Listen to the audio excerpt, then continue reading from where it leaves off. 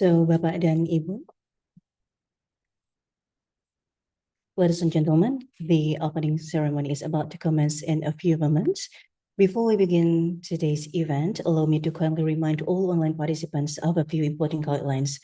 Please keep your microphones muted unless invited to speak, and use your full name and institution for identification, and kindly use the raise hand or chat feature for questions.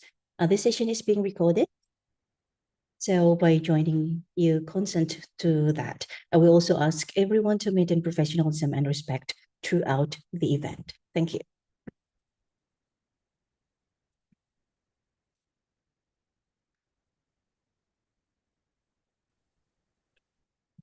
The 7th International Conference on Electronics, Informatics, and Vocational Education, ICE-ELINVO 2020. The Honorable Rector of Universitas Negeri Yogyakarta, represented by Vice Rector for Academic Affairs, Bapak Profesor Nur Hidayanto Pancoro Setyoputro, MPD, PhD, the Honorable the Dean of the Faculty of Engineering, Ibu Profesor Dr. Mutiara Nugraini, MSI, the Honorable invited speakers of the 7th ICE-ELINVO 2025, Professor Christina Hansberg from Arizona State University, Professor Muhammad Asif Zahuraja from National Union University of Science and Technology, and Professor Dr. Phil Nurhaning Yuniarti, MD from Universitas Negeri Yogyakarta. The Honorable the Deans, Vice Deans of the Faculty of Engineering, committee members, head and secretary of department, all presenters, distinguished guests, ladies and gentlemen. Assalamualaikum warahmatullahi wabarakatuh. Good morning. On behalf of the organizing committee, it is a great honor to welcome you to the 7th International Conference on Electronics, Informatics, and Vocational Education, ICE-ELINVO 2025. This year, the conference theme is Embracing Green Technology, Smart Learning, and Intelligent Systems for a Sustainable Future. And we are delighted to welcome all speakers and participants to share the insights and contribute to meaningful discussions. Ladies and gentlemen, to start our agenda today, let's have a short prayer, shall we?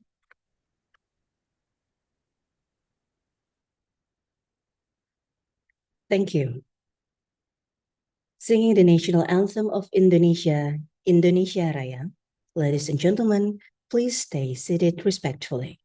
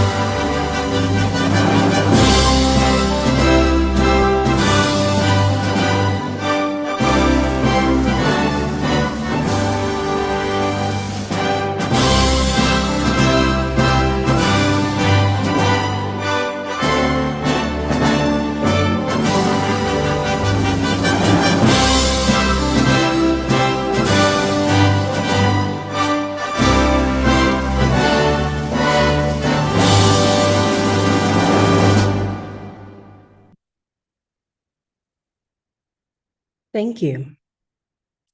Ladies and gentlemen, the next item on the agenda is a welcome speech from the committee. Now I would like to invite the Dean of the Faculty of Engineering, Ibu Profesor Dr. Mutiara Nugraini, MSI, to deliver the speech. Ibu Prof. Mutiara, the floor is yours. Okay, thank you.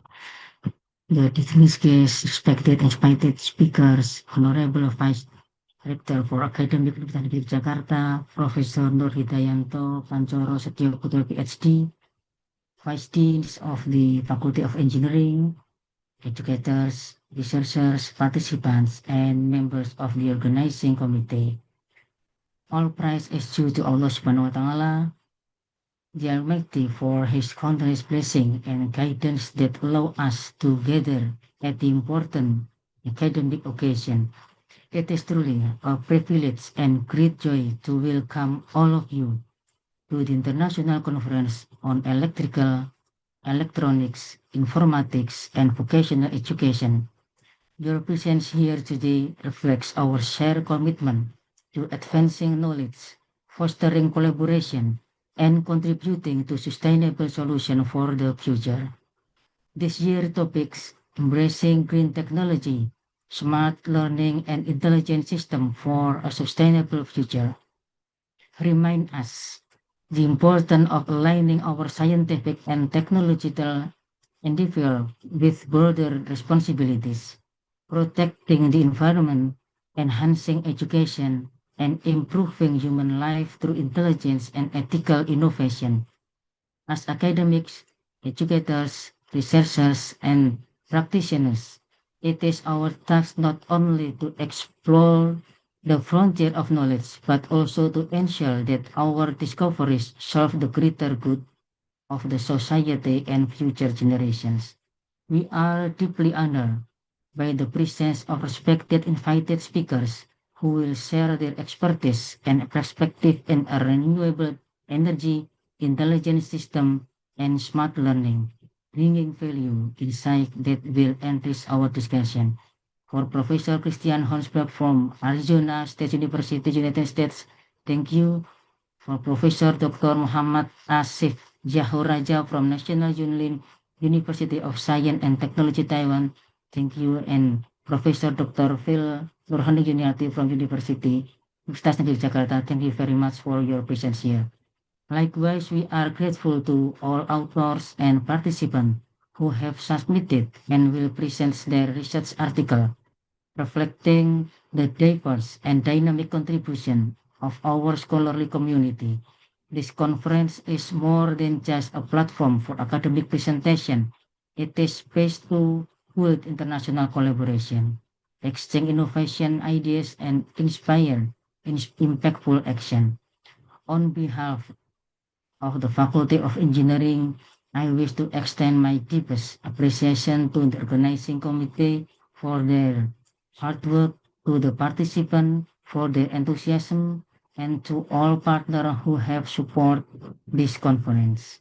Above all, we are sincerely grateful for the presence of the Vice Rector for Academic Affairs of Universitas Negeri Yogyakarta, whose support greatly enhanced the significance of this event.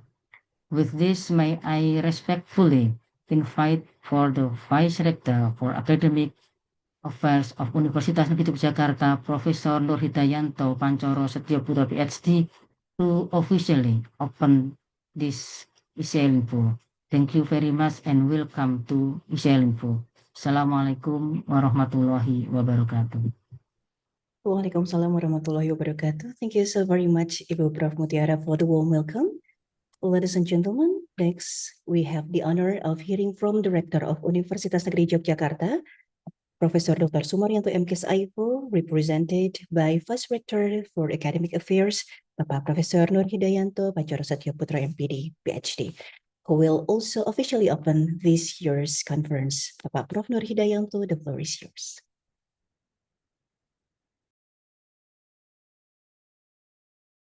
Yeah, thank you, Bu Putih. Assalamualaikum warahmatullahi wabarakatuh. Very good morning to you all. For distinguished keynote speakers, respected researchers, honored guests, and also esteemed participants from all around the world. On behalf of the Rector of Universitas Negeri Yogyakarta, it is my great pleasure and privilege to warmly welcome you all to the International Conference on Electrical, Electronics, Informatics, and Vocational Education 2025.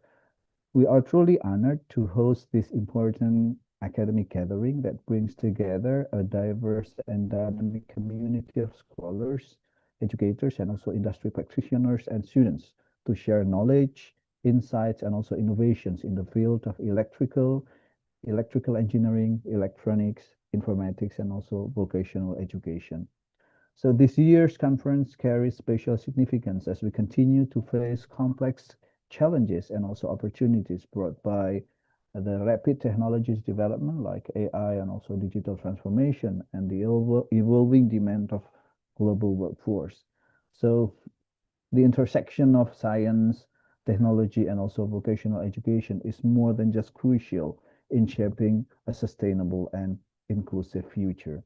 So I believe that this conference plays a vital role in strengthening interdisciplinary collaboration, encouraging research that is both cutting edge and also applicable, and fostering global dialogue on how education and technology can work hand in hand to address real world problems. Uh, to our distinguished speakers, Prof. Christiana Hosberg from Arizona State University, United States, Prof. Muhammad Asif Zahor Raja from National Union University of Science and Technology, Taiwan, Ibu Dr. Phil Nurhening Yuniarti from Universitas Negeri Yogyakarta. Thank you for sharing your expertise and also perspective. To all presenters and participants from the US, India, Philippines, and also Indonesia and Taiwan, thank you for your enthusiasm and contribution to the advancement of knowledge and innovation. Your presence here is a testament to our shared commitment to excellence in education and also research. I would also like to express my sincere appreciation to the organizing committee, Bu Dekan, Bapak-Bapak Wide, Ibu Kadep from the Faculty of Engineering of UNY for their dedication and hard work in making this conference possible. Let us use this occasion to not only exchange ideas, but also to build lasting collaborations across institutions, discipline, and also different borders. May this conference be intellectually enriching, professionally rewarding, and also personally inspiring for all of us.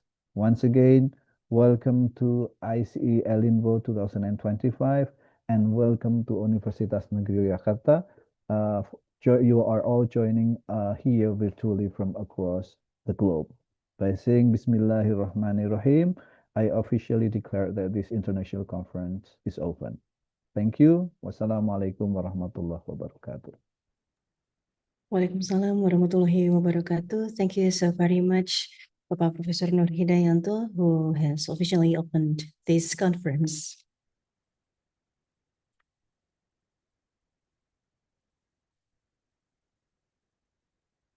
So, ladies and gentlemen, before we proceed to our main agenda today, which is the plenary session, we would like to show you the profile video from our department.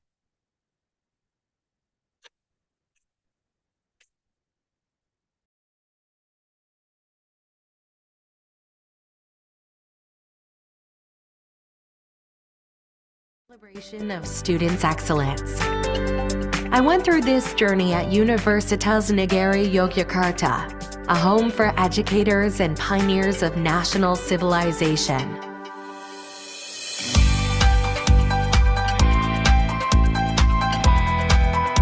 A place with desirable facilities to develop competent and dependable future generation.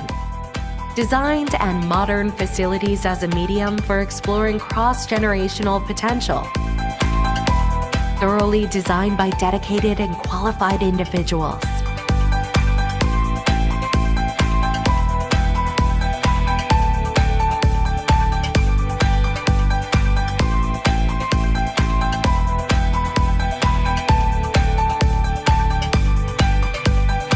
A passionate spirit to fight for victory.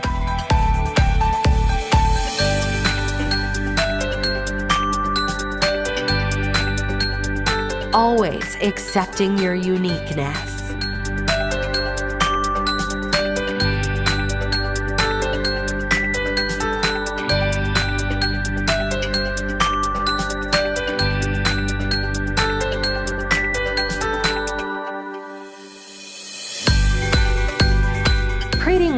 with sincerity and freedom of exploration.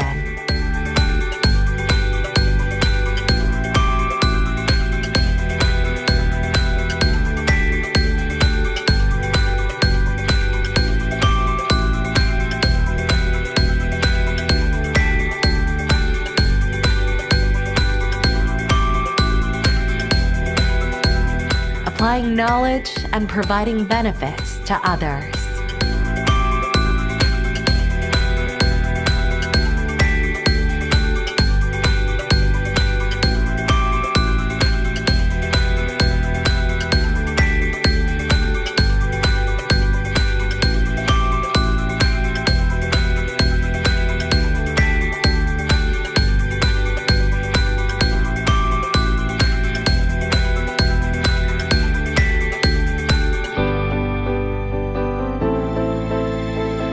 Full of responsibility with a vision to promote localism to the global world.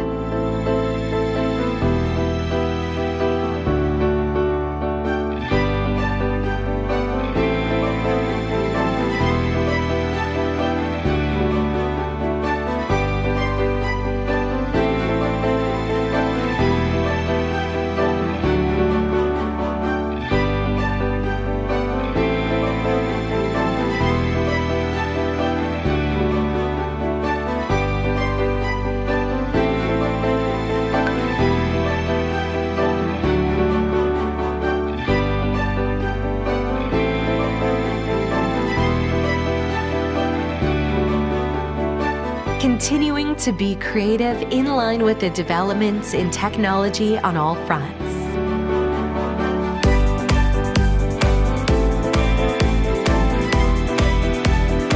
Training yourself towards a generation who is healthy and accomplished.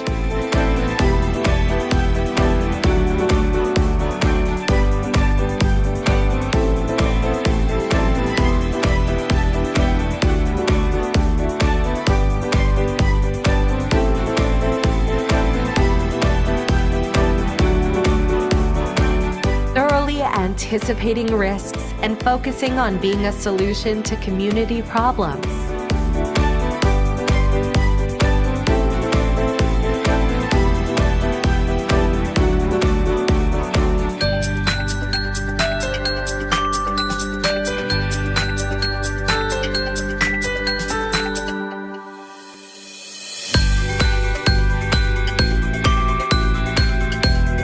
Optimizing the synergy of academic potentials and skills with the business and industry.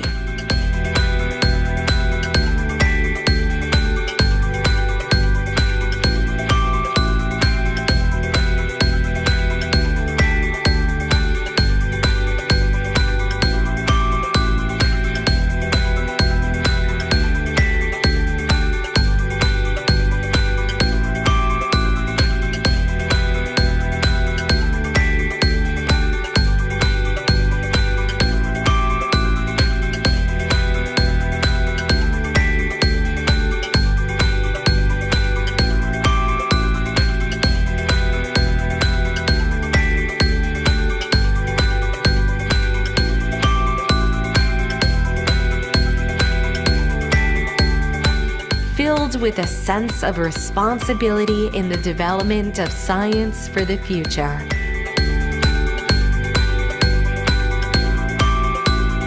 Eventually collaborating and producing achievements.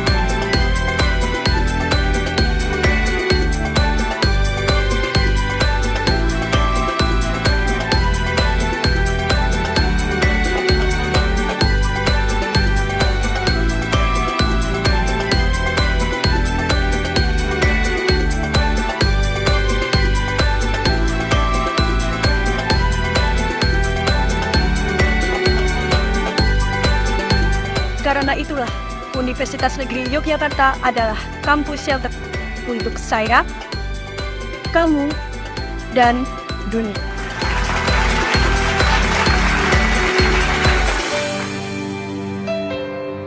And that's why Universitas Negeri Yogyakarta is the right campus for our intellectual seriousness, thoughtful citizenship, and devotion to the common good.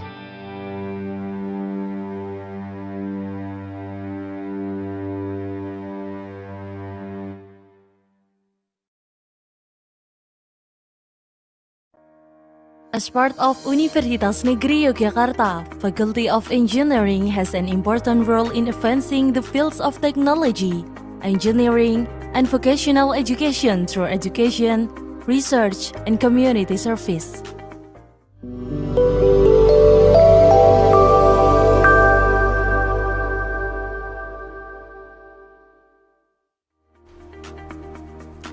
Welcome to Faculty of Engineering Universitas Negeri Yogyakarta. We are committed to produce competitive, creative, and innovative graduates who are superior, creative with piety, autonomy, and intellectuality as the foundational values. Faculty of Engineering Universitas Negeri Yogyakarta always ensures excellent quality education through targets of national accreditation and international standards. We continue to develop collaborations and innovations to make a real contribution to the nation's progress. We are equipped with learning facilities including workshop and laboratories which are oriented to industrial skills with a prior aspect of occupational health, safety, and environment. Besides, we are supported by professional lecturers with an outstanding reputation in research and scientific publication.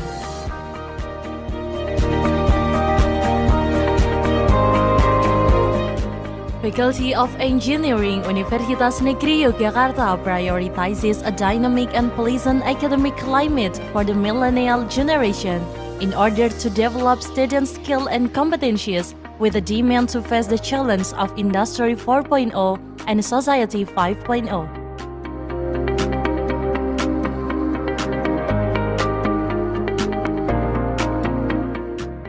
In order to make a real contribution and innovation in the fields of education and technology, Faculty of Engineering Universitas Negeri Yogyakarta organizes the following study program: 9 study program Bachelor of Education, 6 study program Bachelor of Engineering, 4 study program Master of Education, 3 study program Master of Engineering.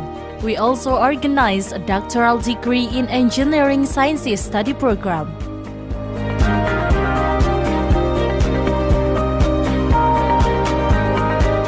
The profiles and career prospects of graduates which produced by educational study programs include vocational teachers, industrial trainers, edupreneurs, educational consultant, education and training program planners, and competency assessors.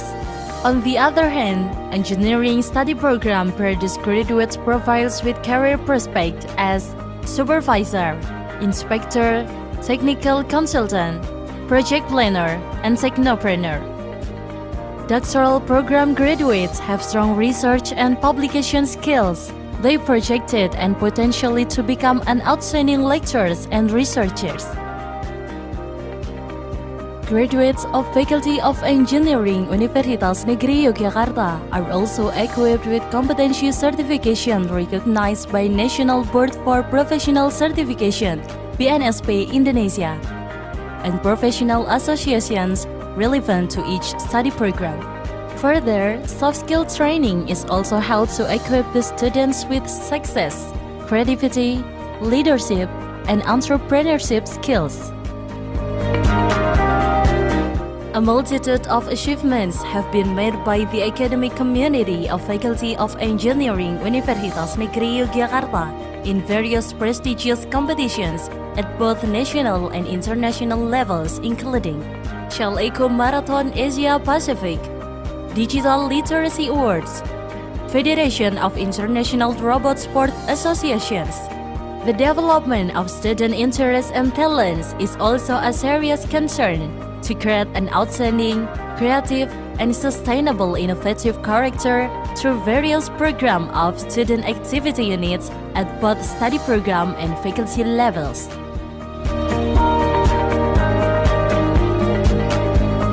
Students are also encouraged to undertake international internship, such as educational internship in ASEAN including Malaysia, Thailand, and Singapore, industrial internship in national and multinational companies according to their fields of expertise, student exchange, international credit transfer, and Indonesian International Student Mobility Awards. Moreover, lecturers of Faculty of Engineering are also collaborating with other universities in Indonesia and abroad in terms of academic activities, research, and publications. National activities such as matching funds, Indonesian collaborative research and strategic research collaboration, various international activities such as visiting professors, guest lectures, and international conference with international partners from various countries including Malaysia, Singapore, Taiwan, South Korea, Germany, and Australia. Last but not least, community service activities are also becoming a serious concern for Faculty of Engineering Universitas Negeri Yogyakarta and facilitate the lecturers to contribute to the community environment both national and internationally.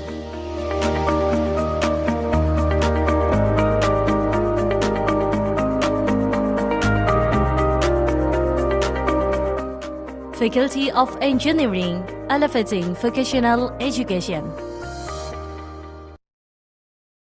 Nature provides us with many things. It is our duty to optimize abundant resources in our nature, to be our spirit, living our days. The real treasure within human beings is their wit and emotion, generating creativity to flourish.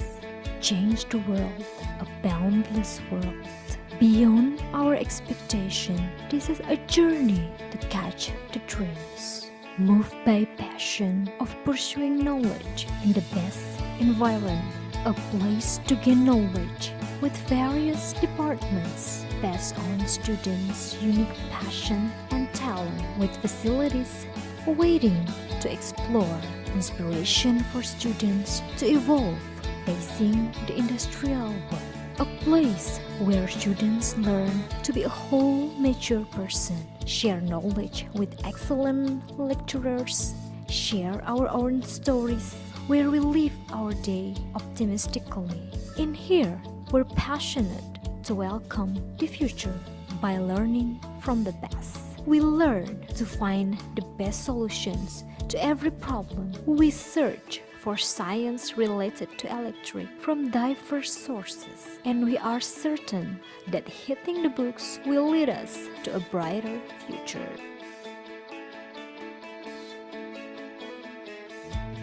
The ED in Electrical has visions in 2025 to become an excellent and internationally competitive electrical engineering education study program that produce educators who are biased, independent, intellectual, and adaptive to the development of science, technology, and art.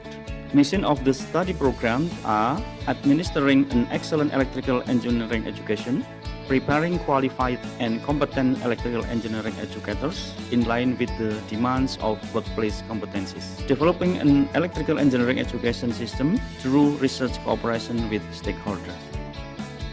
We don't merely study electric in theories, but also applicative education program for real life. Not only learning individually, but also working in teams, controlling ego for collective solutions. All available options, different opinions and arguments. This is where we nurture our leadership character. We shall not careless in facing rapid technological development. We strive to make technology more adaptive and applicable towards the science we absorb. Analyzing data and research are our obligation, as every result should be valid and well measured. We are realizing our dreams, aspirations, and hopes. We shall not keep our analysis and research result for ourselves as if it is a hidden treasure. Yet, we will publish because we want the knowledge we own to be useful for Indonesian people and to globalize.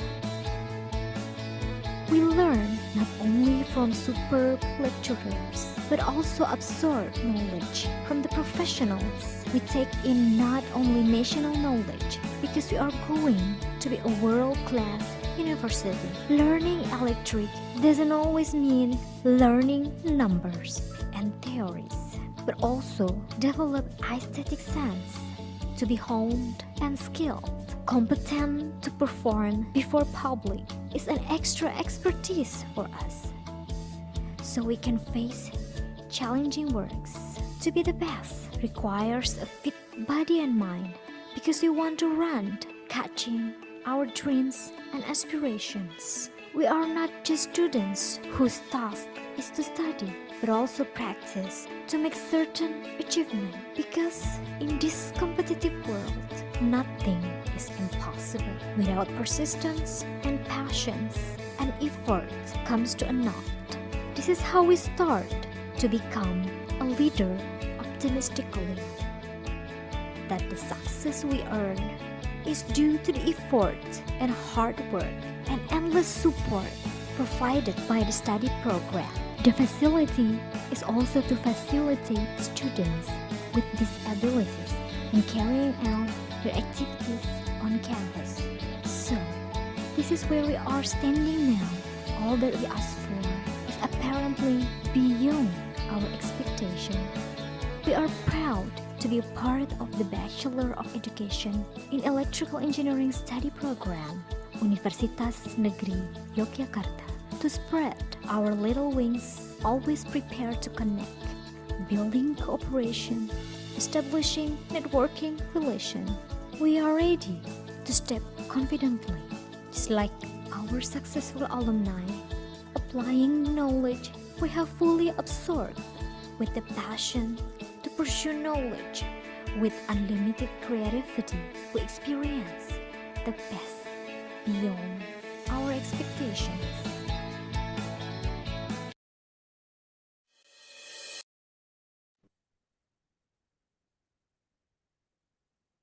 So, ladies and gentlemen, that was the series of our video profile. Hopefully, they could kindly inform us about the spirit of sustainable goals of our university. So, distinguished guests, ladies and gentlemen, we will move to the next section, which is our main agenda today, the plenary session. We are honored to have three invited speakers here: Professor Christina Hosberg from Arizona State University, Professor Muhammad Asif Zahuraja from National University of Science and Technology, and Professor Dr. Phil Nurhaning Yuniarti MT from Universitas Negeri Yogyakarta. The moderator of this session is Bapak Andi Asmara PhD. He's currently one of the educators in the Electrical Engineering Study Program, Faculty of Engineering, Universitas Negeri Yogyakarta.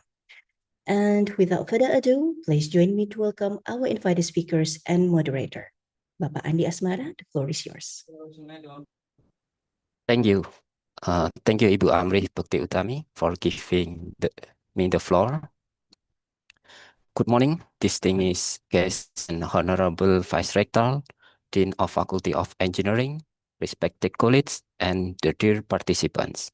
It's my great pleasure to warmly welcome all of you this international conference. My name is Andi Asmara, and I have honor to serving as you moderator for two plenary sessions.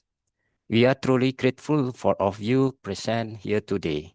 Our distinguished speaker from United States, Taiwan, Pakistan, and Indonesia, as well as all participants who have joined us virtually.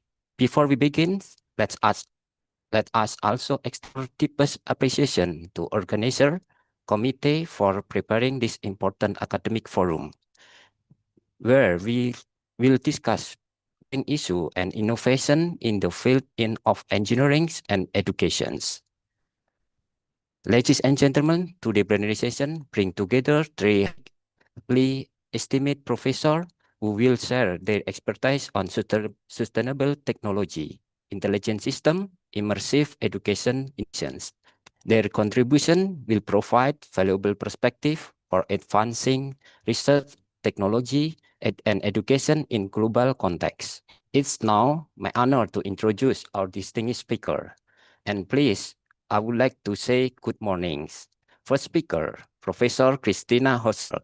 Good morning, Professor Christina. Good morning. Thank you very much for the invitation. Thank you very much. And the second speaker, Sir Muhammad Asif Yahuraja. Good morning, Professor Asif. Thank you very much. Thank you, Thank Professor. you very much, Andre. Yes, thank you, Professor. And And the welcome third to all speaker is participants. Professor Dr. Nurhening Yuniarti. Good morning, Professor. Morning. Thank you for your invitation. Thank you. Each speaker will have opportunity to present their work around 30 minutes, after which we will hold a discussion sessions. We kindly encourage participants to use the chat feature or raise their hands if they wish ask two questions. First, I would like to introduce first speaker bibliography. First speaker, Professor Christina Rosenberg. Professor Christina Rosenberg is leading in research and educator in photovoltaic, with distinguished career spanning academia, industry collaborations, pioneering contributions to solar cell technology. She earned PhD in 1992. From 1993 to until 2000, she served on the faculty of University New South Wales, advancing to associate professor and director of academic study for the world's first undergraduate program in photovoltaic engineering. Her research they focus on commercial solar cell, advanced high efficiency concept, and exploring new physics and device structure to push cell toward the thermodynamic efficiency limits. In 2008, she joined Arjuna State University and served as director of NHI RDOA class Engineering Research Center, focused on advancing solar cell for commercialization, primarily focused on silicon. Now, without further delay, let's begin our plenary sessions. It's my honor to invite our first speaker, Professor Christina Rosenberg, to deliver their presentation on green technology for sustainable future. Professor Rosenberg, the screen is yours. Okay, thank you very much. Let me just make sure I am. Okay, can you see it in presenter mode? Yes. Okay, thank you. Again, thank you to everyone. Thank you for the invitation. What I want to go over today is how photovoltaics can make an impact in, excuse me, how photovoltaics can make an impact beyond just the generation of electricity. So the talk will cover a couple of different topics. They're outlined here. So first I'll go over sort of where photovoltaics, a very, very high level overview of where photovoltaics is at the moment. So first, photovoltaics has been a very major technological success. So it was first, or the challenge in getting photovoltaics or solar energy to be cost effective was famously articulated by Richard Smalley, who was a Nobel Prize winner. And he described something called the terawatt challenge, where the world had to very rapidly install terawatts of renewable energy. That was in about 1995. And so since then, it's been about 30 years. And really one of the major innovations or successes has been that over 30 years, we have now installed more than a terawatt of photovoltaics. There were many other organizations that also echoed the challenge. So to make solar energy affordable, and in 2022, so if you remember from the last slide, the goal was to make about 1 terawatt of solar capacity, and that was achieved in 2022. And since then, excuse me, in 2024, we got 2 terawatts of solar capacity. So it's doubling very, very quickly. And we expect by 2030 to have 8 terawatts of installed photovoltaic energy. So there are many reasons for the rapid use of photovoltaics, and there are also many advantages to photovoltaics. So one of these is a very rapid growth. This data right here is for the US, and it has among the highest job growth for any industry. So, for example, often the healthcare industry is considered to have a very rapid growth. And here we can see that it is exceeding the healthcare industry by a factor of 5. It's also very popular across all countries, across all age groups. It is the cheapest source along with wind. Solar and wind trade off what is the lowest cost electricity source. And it also has an enormous potential for innovation and economic development. So, for example, in the photovoltaic market size or industry size is expected to equal that of the overall semiconductor industry, and it is predicted to be $1 trillion industry by 2050. So there are many reasons to be very positive about photovoltaics and its impact.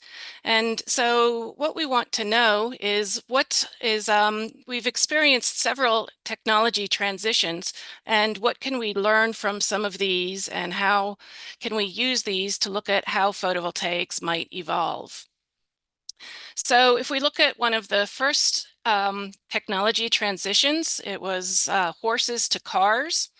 And so what we see is that in nearly all technology transitions, the replacement of the existing technology comes about because there's some fundamental problem with what it was at the moment. So this is a sort of famous quote. In 1894, the Times of London had estimated that every street in London would be overwhelmed by the droppings from horses.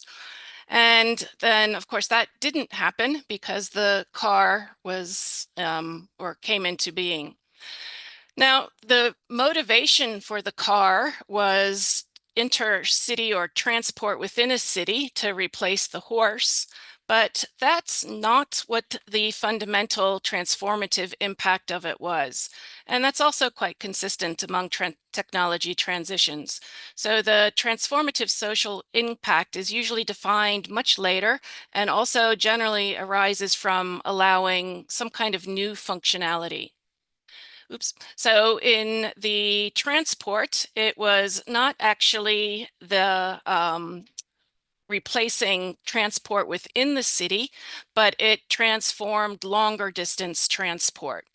So in fact, the previous slide showed the sort of a quote from the Times of London, and London estimates that the average time to cross London has not actually changed since the early 1900s. What it did allow, of course, is people to move further away from the center city and to do suburbs. We can also look at a similar transition with communication. So we started out in very inconvenient methods. This right here is the telegraph. Of course, it progressed relatively rapidly to the mobile phones. Like with many other technology transitions, there are both positives and negatives associated with them. So of course, it's been overwhelmingly positive on looking at how to potentially interact with people, but there's also potential set of negatives in it. Now, those are sort of the technology transitions, but interesting component is that the cost of the systems in very many types of systems initially has this steep drop. And then once it's sort of optimized that sort of initial cost, then you see a much broader diversification in the prices. And actually, the average price of, let's say, the mobile phones right here has actually been increasing compared to, let's say, the price of them here. Now, of course, they're also having more functionality, but nevertheless, this trend is true with cars, it's true with phones, it's true with computers. It's quite generally true that initially you get the sharp decrease, and then as you diversify the applications, you get a much broader price range. So I said that the same is true of cars. So this is US data. In 1955, the average car cost for inflation adjusted $24,000, and the average price today is $47,000. So again, the cost is not in the long term the driving factor, even though it is the driving factor initially.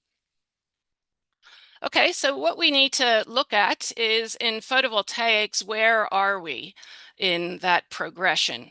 So are we we're clearly not at the sort of Model T, although that's not the Model T, at the Model T part anymore. And we might not even be, so this right here is the most popular or the largest selling car in the US, a Ford 150. I think we're probably not even here. But what we need to do is to see, so this was one of the first modules. The PERC is the technology that's dominant today. And there's a substantial interest in photovoltaics and sort of energy systems on photovoltaics and wind are the lowest cost electricity generation technology. So sort of now what? Is that it for photovoltaics? Are we just going to do more of the same? Or what happens, or what should we focus on now? So from that, looking at the examples of the previous technology transitions, we see that, again, the sort of increased use drives from new functionality. So what does society need, or what does society want? And so this right here is a survey from UNESCO of what the top global challenges are. And pretty overwhelmingly, they're listed as climate change and loss of biodiversity. So what else can photovoltaics do to help in climate change and biodiversity? So clearly, the need for controlling climate change and its many impacts is more blatant every year. So here are some statistics on how the climate has changed, and we're really entering a new type of data, new types of numbers. So this is the last decade was warmer than any period for the last 125,000 years. Here the ocean is warming faster than at any time since the last ice age. So we're really seeing a nearly unprecedented rise in or change in the climate. So this figure is from the ICCP. And so the first approach for addressing climate change was very much focused on mitigation right here. What can we do to cut CO2 emissions? And the goal was to prevent the warming from exceeding 1.5 degrees C. In 2025, the average temperature of the Earth was 1.5 degrees higher than its historical mean. So mitigation is no longer enough. We still, of course, have to very aggressively pursue mitigation, but in addition to that, there are also further types of challenges that we have. So we have to adapt to the consequences of climate change. And more recently, we've been seeing increasing proposals about sort of climate engineering. So the goal of the talk today is to give a sort of quick overview on how photovoltaics can not only do mitigation, but also can give adaptation and even the climate engineering. So what we'll cover, or the mitigation, is really the first step and is the history of solar. So increasing the use of solar electricity. We're beginning to see sort of this adaptation, and we want to see what can we do to beneficially impact the regional climate. So I will go through each of these. The first one I'll go through fairly quickly because that's sort of where photovoltaics is at the moment. So if we look at decarbonization, then we see that the electricity sector previously was substantially the largest source of CO2 emissions. With the increasing use of renewable energy, this has gone down, and generally now transportation is about the same as electricity, if not a little bit more. There are still many other causes, but the goal of additional mitigation is to continue to use renewables in this, but also to start addressing these other markets. So for example, for transportation, we're seeing electric cars going more and more, but if we don't make sure that those electric cars are powered by renewable energy sources, then this will not lead to lower CO2. Another significant use is of increasing energy use from various industries, not just electric vehicles. So for example, right here, the statistic is that presently data centers, largely driven by AI, use more electricity than some entire countries. So this right here is an estimate of the electricity or energy used by data centers. And the other numbers are the electricity used by various other countries. So clearly we're going to need to increase the use of renewable energy if we want to continue to to mitigate the use of CO2. However, what I want to talk about a little more is how can photovoltaics not only generate clean electricity, but how can it also impact these other two? So if we look at some of the features of climate change that we need to adapt to, as many of those are summarized here, and we see that photovoltaics can beneficially impact many of these. So for species, we can, particularly in the US, they are using the area surrounding photovoltaics to increase biodiversity and increase the diversity of birds and insects. Extreme weather is, of course, a major use of photovoltaics at the moment. We see that, that water availability is a huge issue. I'll probably focus on water availability and food the most because I'm going to talk about agrivoltaics. So agrivoltaics is the combination of photovoltaics into food and water systems. And so what we do here is there are two ways to accomplish this. One is to it says PV, but I mean to put agrivoltaics into a system designed primarily to produce electricity. So the example of that is pollinator fields in front of a conventional PV array. The one with probably a little more potential is to put electricity producing elements into a system designed primarily for agriculture. So the other photos here are still more example of the first one. So here you can see a fairly conventional PV array, and the sheep down here are using it for shade. This one is not just photovoltaics. It's hard to see on the picture. This is a shade of a windmill. And inside the shade right here, all the cows are clustered very strongly inside the shade to get out of the sun, except for those two cows. I don't know what's up with them. So the reason we can incorporate photovoltaics with agriculture is that plants only utilize a pretty small portion of the solar spectrum, and also in terms of the light intensity. So above a certain light level, if you further increase the light level, so this is sort of the photosynthesis rate, if you are at this maximum level, if you further increase the light, you do not further increase the photosynthesis. In fact, it's not shown here, but if you continue to increase the light level, you'll actually damage the plants. So what we want to do is, or what putting solar panels over fields does, is take advantage that the plants utilize a relatively small portion of it, and so hopefully we can capture some for electricity generation.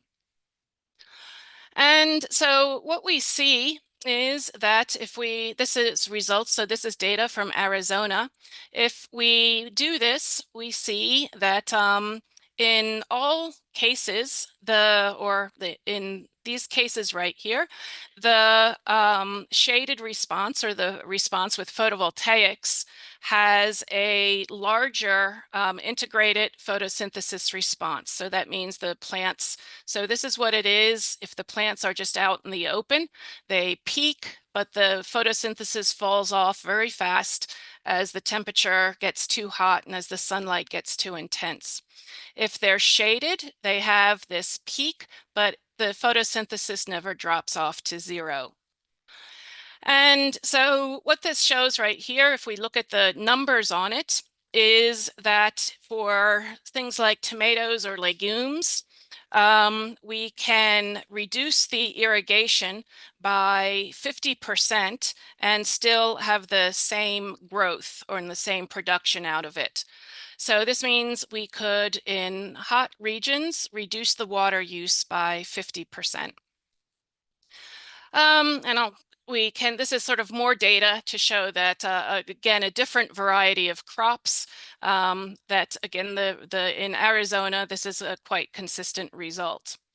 Now, we can even do a little bit better than that, because the red is when the plants are in the sun. The blue right here is when the plants are in the shade. But what we'd really like is something like this green response right here. So the plants get light in the morning, but then in the afternoon, when the sunlight is too intense, they no longer get the light. So we can design a photovoltaic module that achieves that. So here we have the hour of the day and the day of the year. In this dark blue region right here, it means that this is night. So this dark blue region is night. So there's no light on the plants at night.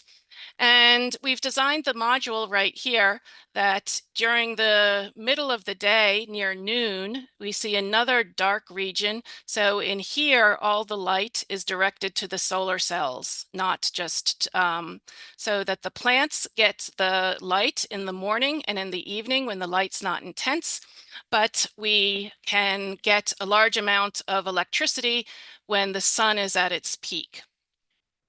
So this is sort of an example of how we can design new systems that give a benefit to both the food production and to also generate electricity. So for the last thing, I'll spend a couple of minutes just on showing that it's even possible to directly impact the climate from photovoltaics. So Phoenix is very hot. It is one of the hottest cities in the US. And there's an increasing issue with what we here call sort of the heat, health, energy cycle. So if we have, let's say, we have the urban heat island effect where the cities are hotter. Because they're hotter, there are increasingly negative impacts on health. To mitigate those impacts, we use more energy. More energy increases the heat, and we have a positive feedback cycle there. In Arizona, this is already showing up quite strongly. So in Arizona, the heat is a top 10 cause of death if we look at all the mortality. And this is even given that heat deaths are very strongly underreported. So if we look at the cause of death, or if we look at excess deaths, we get very different results. Just about everybody, or not everybody, but a very large portion of jobs are exposed to extreme heat, so about 30% of those. And heat also has more fatalities than any other extreme weather. In fact, in the US, 63% of the economic impacts from extreme weather are due to heat. So clearly heat is a problem. So what can we do about it? So what we can do about it is use photovoltaics to rebalance the atmospheric emissions. So this is a sort of well-known plot from showing the factors that balance the Earth's temperature. And so from a photovoltaic module, we'll have the several components going back up to the atmosphere. So reflected from the module, the thermal emission, and then a much smaller emission band that is in an atmospheric window and manages to get out. So on this slide, I just showed sort of the atmosphere as a, as a sort of fluffy clouds. Here we have a little more detail on it. So this is the wavelength of emission from the Earth, and this is the transmittance or absorbance. So we want to make better use of the spectrum. If we are in this wavelength range, we want to convert or reflect it. Here we have an atmospheric window, and we want to emit a large number of light out into that. And for these atmospheric windows further into the IR, we want to use thermal emission. So I'll skip through sort of the numbers for it, just go sort of fairly quickly over what we can do. So the reflectivity of the module and compared to the Earth is called the albedo. We see that there's a significant variation in the albedo of the Earth. And what we need to do is to ensure that the albedo of the solar panels is higher than the albedo of whatever surface they're replacing. So this right here is a picture of, or is a analysis of data from Phoenix. All the red areas right here are either flat roofs or buildings that have a very low albedo. So if we replace all these red areas, they're often parking lots. Phoenix has about a quarter of its land area to parking lots.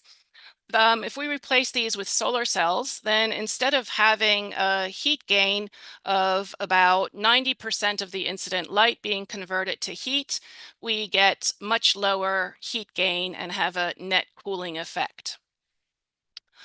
Another factor is that we want to increase the solar cell efficiency. So there have been amazing advances in solar cells. The efficiency limit of a silicon junction is about 33%, and commercial devices have reached close to 28%.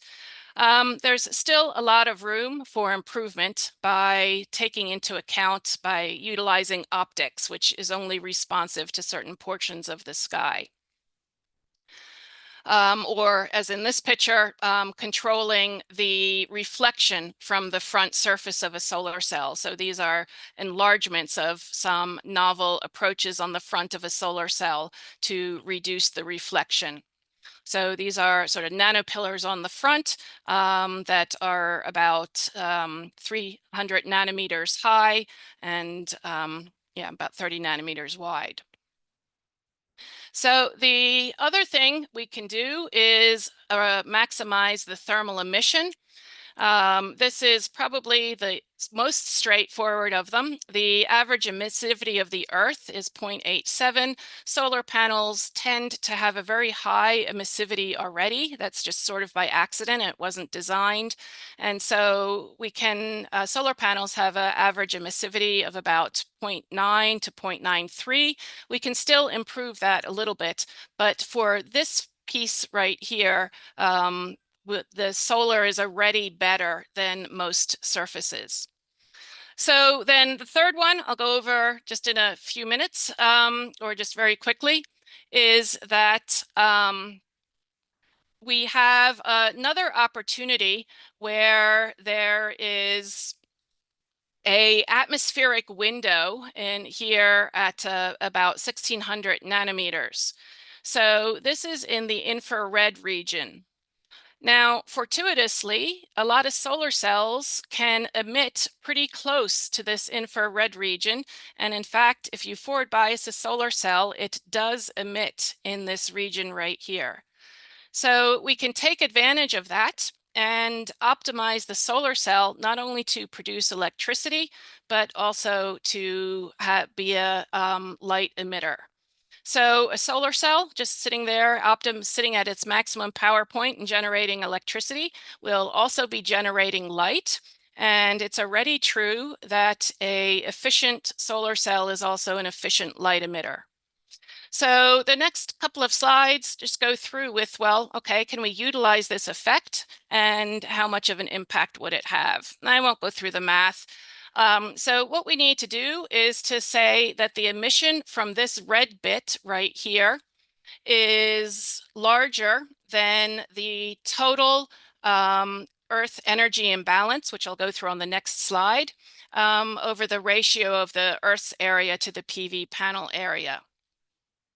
So the Earth's energy imbalance is essentially how much extra energy is being trapped in the atmosphere due to climate change. And so here are a number of papers with estimates on it. For our estimates, we'll use this number 0.7 to just get an idea of how much photovoltaic energy do we need to, how much extra photovoltaic, or light energy do we need to emit out into space?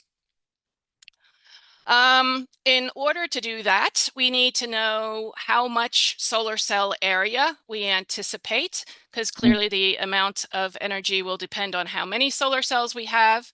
So here we have multiple scenarios and multiple estimates of how much solar we have. A slightly simpler way is to look at the anticipated land area that we might use, and estimates range are all under 1%, from close to 1% to about 0.5%. So if we plug those numbers into the above formula, we see that we come to sort of this conclusion right here. So existing systems have either a cooling or a heating effect, depending on what the albedo is. We can very quickly make changes such that we can get sort of cooling around the area of the photovoltaic system. If we continue to optimize the systems, we can get regional cooling. And a fully optimized system can entirely compensate for the entire Earth energy imbalance. So at least it's theoretically possible to reverse climate change by using certain photovoltaics. I'll just mention that it's fairly clear what the technical needs are in all of the above ones, but probably what the biggest and maybe less addressed need is that we need to dramatically expand not only the education in photovoltaics, but also in the type of education we give. So we really have to include what the impact is going to be of putting in the photovoltaic system. Will it heat up? Will it cool down? What kind of impact will it have socially and environmentally? So I guess I'll summarize there, since I think I might be over time. So I think there's enormous opportunity in photovoltaics, and what we want to do is to develop new photovoltaics that not only generate clean electricity, but also have a beneficial and sustainable impact in many other systems, such as water use, agriculture, excess heat, or whatever it is that society needs. Thank you very much. Thank you. Thank you, Professor Rosenberg, for your Thank you. insightful presentations. Ladies and gentlemen, I know I have many questions, but keep your question in the end of these sessions. And now let us move to our second speaker. It's my pleasure to introduce Professor Muhammad Asif Yahuraja biography. Professor Muhammad Asif Yahuraja is Pakistani-born scholar, originally from Sadihabad, Rawalpindi. He earned his Master of Science in Mathematics from Forman Christian College, Lahore, in 1996, followed by the Master of Science in Nuclear Engineering from Quaid-e-Azam University, Islamabad in 1999, and complete his PhD in Electronic Engineering at the International Islamic University, Islamabad in 2011.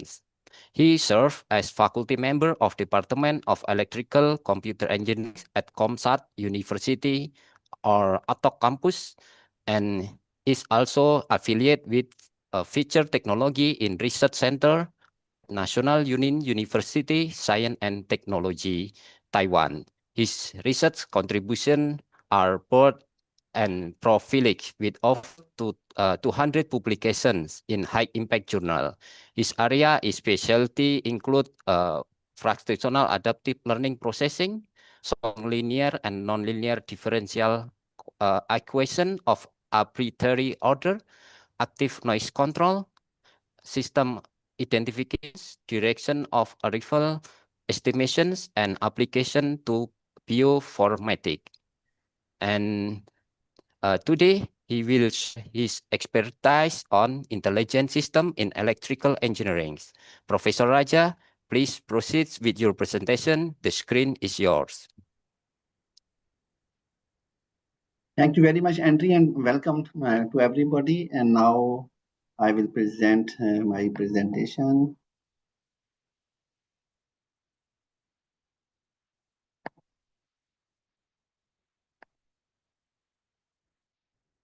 Everybody see the presentation? Yes, and please slideshow, Professor. Yes. Let us start with the name of Allah. Bismillahir Rahmanir Rahim. Today, my presentation is the intelligent system in electrical engineering. And thank you very much, Andre, for very nice introduction to me. And I am working here as a professor in National Union University of Science and Technology. And today my talk is about intelligent system in electrical engineering. Most of the system or most of the application which I introduce in this is the work of my research group here. And its application in different fields, especially I have taken some example from electrical engineering. As he introduced myself, and no need to that introduction and repetition, and we will go to the this is the I have 695 publication, out of which Web of Science publication 680 are in high impact factor journals. And this is the small biography in terms of various index. Like in Web of Science, if you see that my H index is 66, and every citation to one of my article is around 25. These are the area, the domain in which the many research group here in this university are working with me, and also some my collaboration in different countries. To name few of them is the neural network and design of fractional neural network, supervised and unsupervised learning, active noise control, direction of arrival estimation, and so on. And we will discuss these things in detail and give you the perspective and opening and how the intelligent systems has applying these fields and what are the new opportunities for the students or for the researcher working in different fields. My total research contribution, if we would divide it, then 13% of which are in signal processing, and today most of my publications are in information security. Energy and power is the 10%, and my main area of research is the stochastic numerical computing. And today some social aspects are also covered and give some solution to the financial economics problem as well. Now I have limited my talk towards the intelligent system which design in the field of electrical engineering, and we will start from the signal processing. And the new era of this signal processing known as a fractional adaptive signal processing. This is the work which is very new and very recently introduced, and this work belongs to my group, and we design a new field itself. And the signal processing, this is known as a fractional adaptive signal processing.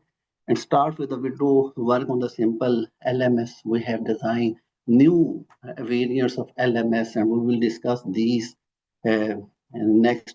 And this have many applications, and in iterative learning control, in power signal harmonics, in active noise control, in jamming, in direction of arrival estimations, and so on, which we will discuss later.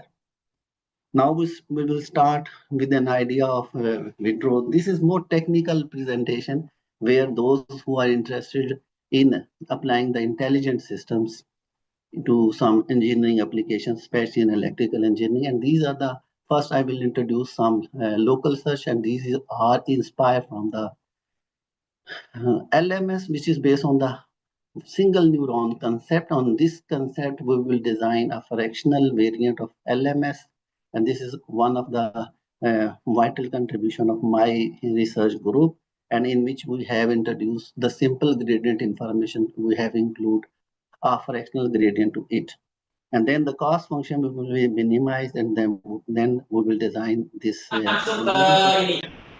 And without going into the detail of these and how we have to use, just we will give you the final expression here. And if you see that what the simple FLMS algorithm do, now we have a new variant of fractional LMS, which is designed by my research group, and it has it is the beginning of new area in the signal processing that is known as a fractional adaptive signal processing. In 2010, this area has been introduced by my research group, and today there are hundreds, now maybe the thousands of the publication, and many PhD are produced in these area, and some of these variant I will discuss and go now. Don't be without going into the mathematical detail, I'll just overview these. Then we have also designed a modified version where we have increase the speed of LMS, and there's two type of the modification is given. And then second modification is more efficient than the single previous one. And then we have give the normalized version of these LMS, and these I will show you again when we have go to the application. This is the design part, how the new algorithm we are designing. In the second part, that is more interesting to the general public. That is the application. This is more mathematics. I am skipping the mathematics, and that you will have just overview this. And then we have designed these all, which I have shown you the slides, is belongs to some of my published paper by my research group. Then we have also designed a slide window fractional LMS algorithm, and so on. And giving the slide window is type of a momentum algorithm. And then we will define a fully designed slide window that is known as a momentum LMS, and so on. And now we will go for the applications. These are the algorithm which is designed, and now these algorithms are applied for the nonlinear system identification problem. If we go for the nonlinear system identification problem, then we have input nonlinear system, we have output nonlinear system, and we have combination of those. Those which are input nonlinear system are mainly known as a Hermitian systems, and in which the input is going passed to some nonlinear function, and some system are linear where the output is going from some nonlinear function. These systems are very difficult to optimize, and the algorithm which we have designed, this has the capability to be applicable to the nonlinear system, whereas the simple LMS algorithm only applicable to the linear systems. And this is the contribution, and then this is the application, and we again skip these mathematics. These are the Hermitian control autoregressive systems. And for these systems, we have applied these FLMS algorithms, and we will get the better result than the traditional. And these are all the published materials from my research group, and that is why, without skipping them, we will go to one practical example here. Without giving this is the iterative learning control system. The electrically stimulation muscle, and this is the electrically stimulation muscle model involve artificially introduce current in the specific motor neuron to generate muscle contraction. Before describing this very nice example, I give you the background. This problem is faced by everyone. We have electrical stimulation has been given to some stroke patient, and the stroke, generally we know about the stroke is the heart stroke, but the stroke can be arises in any part, and the muscles are feeling the stroke. And now how we can make those muscle back to the normal muscle? Then Southampton University in London has in UK has worked on this, and they have taking out the many patients, and then they have developed that what is the parameters for a healthy muscles. And once you know about the parameter of healthy muscle, and then if you have unfortunately have a stroke on it, then you have the true muscles parameter. Now you have to give electrical stimulation. So if you're giving the electrical stimulation, then how these stimulation are being given? If we use these fractional algorithm to those simulation, we are using the intelligent system, which we will discuss later. If we use genetic algorithm, if we use some neural network mix genetic algorithms, these techniques, heuristic techniques are used, then we can provide those stimulation which can the muscle which is paralyzed, muscle which is not working, that will be made working. And this has very good significant contribution in biomedical signal processing. And this is the journal outview in which you see that if you are feeling the stroke, and how we can acquire the healthy muscles parameters.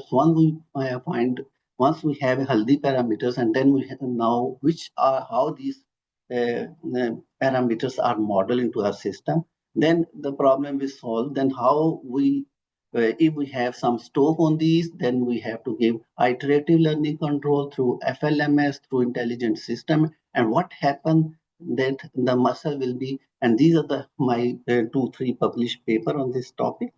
And again, there are different types of mathematical model for which the muscles can be modeled, and the best model in which is the Hermitian linear model. Hermitian linear, as we discussed earlier, those which have input nonlinearity as well as output nonlinearity. And if these were the model, and we have given them the stimulation with the help of fractional adaptive signal processing algorithms, these are the local search algorithm, you will get the from unhealthy muscles to healthy muscle with much less time and much efficiently, where the normal whatever available signal processing algorithm cannot do. We can do it with these. And these are the necessary mathematics where what are the input vector, what is the output vector, how do these vectors are combined together, and how we can make a problem of this, and the objective function has been formulated and desired response has been calculated, and this is, and from those desired response, then we have a stroke patient, and then we give how the muscle stimulation has been given so that the whatever the parameter of healthy muscles we will get.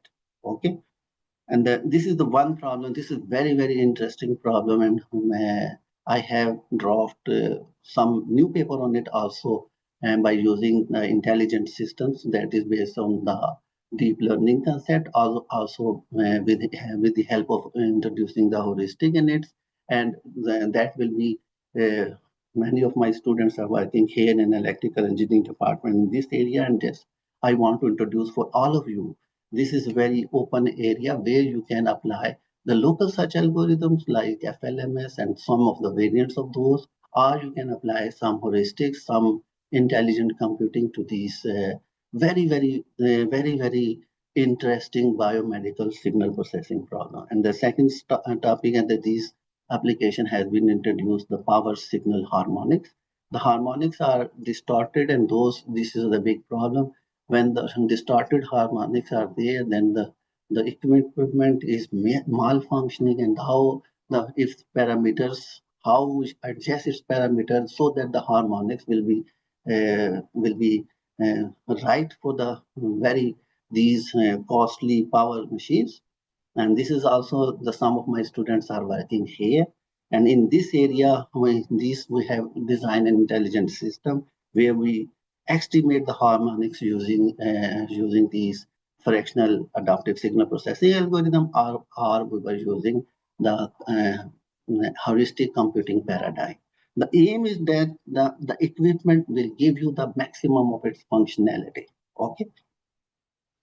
And this is just I am giving that the overview. Then the real harmonics is represented with the red lines, but we have sometimes some disturbances are coming, and we have to attain that those disturbances we have to avoid, and those for this we have to how we avoid these and how we will apply these. Then we have to use some methods.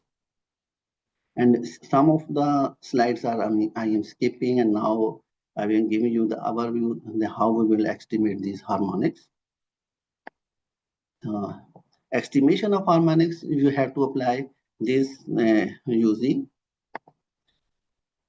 and these are the overview how these are the portion you will design a problem, and then you will do this is the area least scarce. You can use Kalman filtering, you can use adaptive filtering approach, fractional adaptive filtering. These are existing technique, and instead of these existing technique, you can apply in these power harmonics problems some of the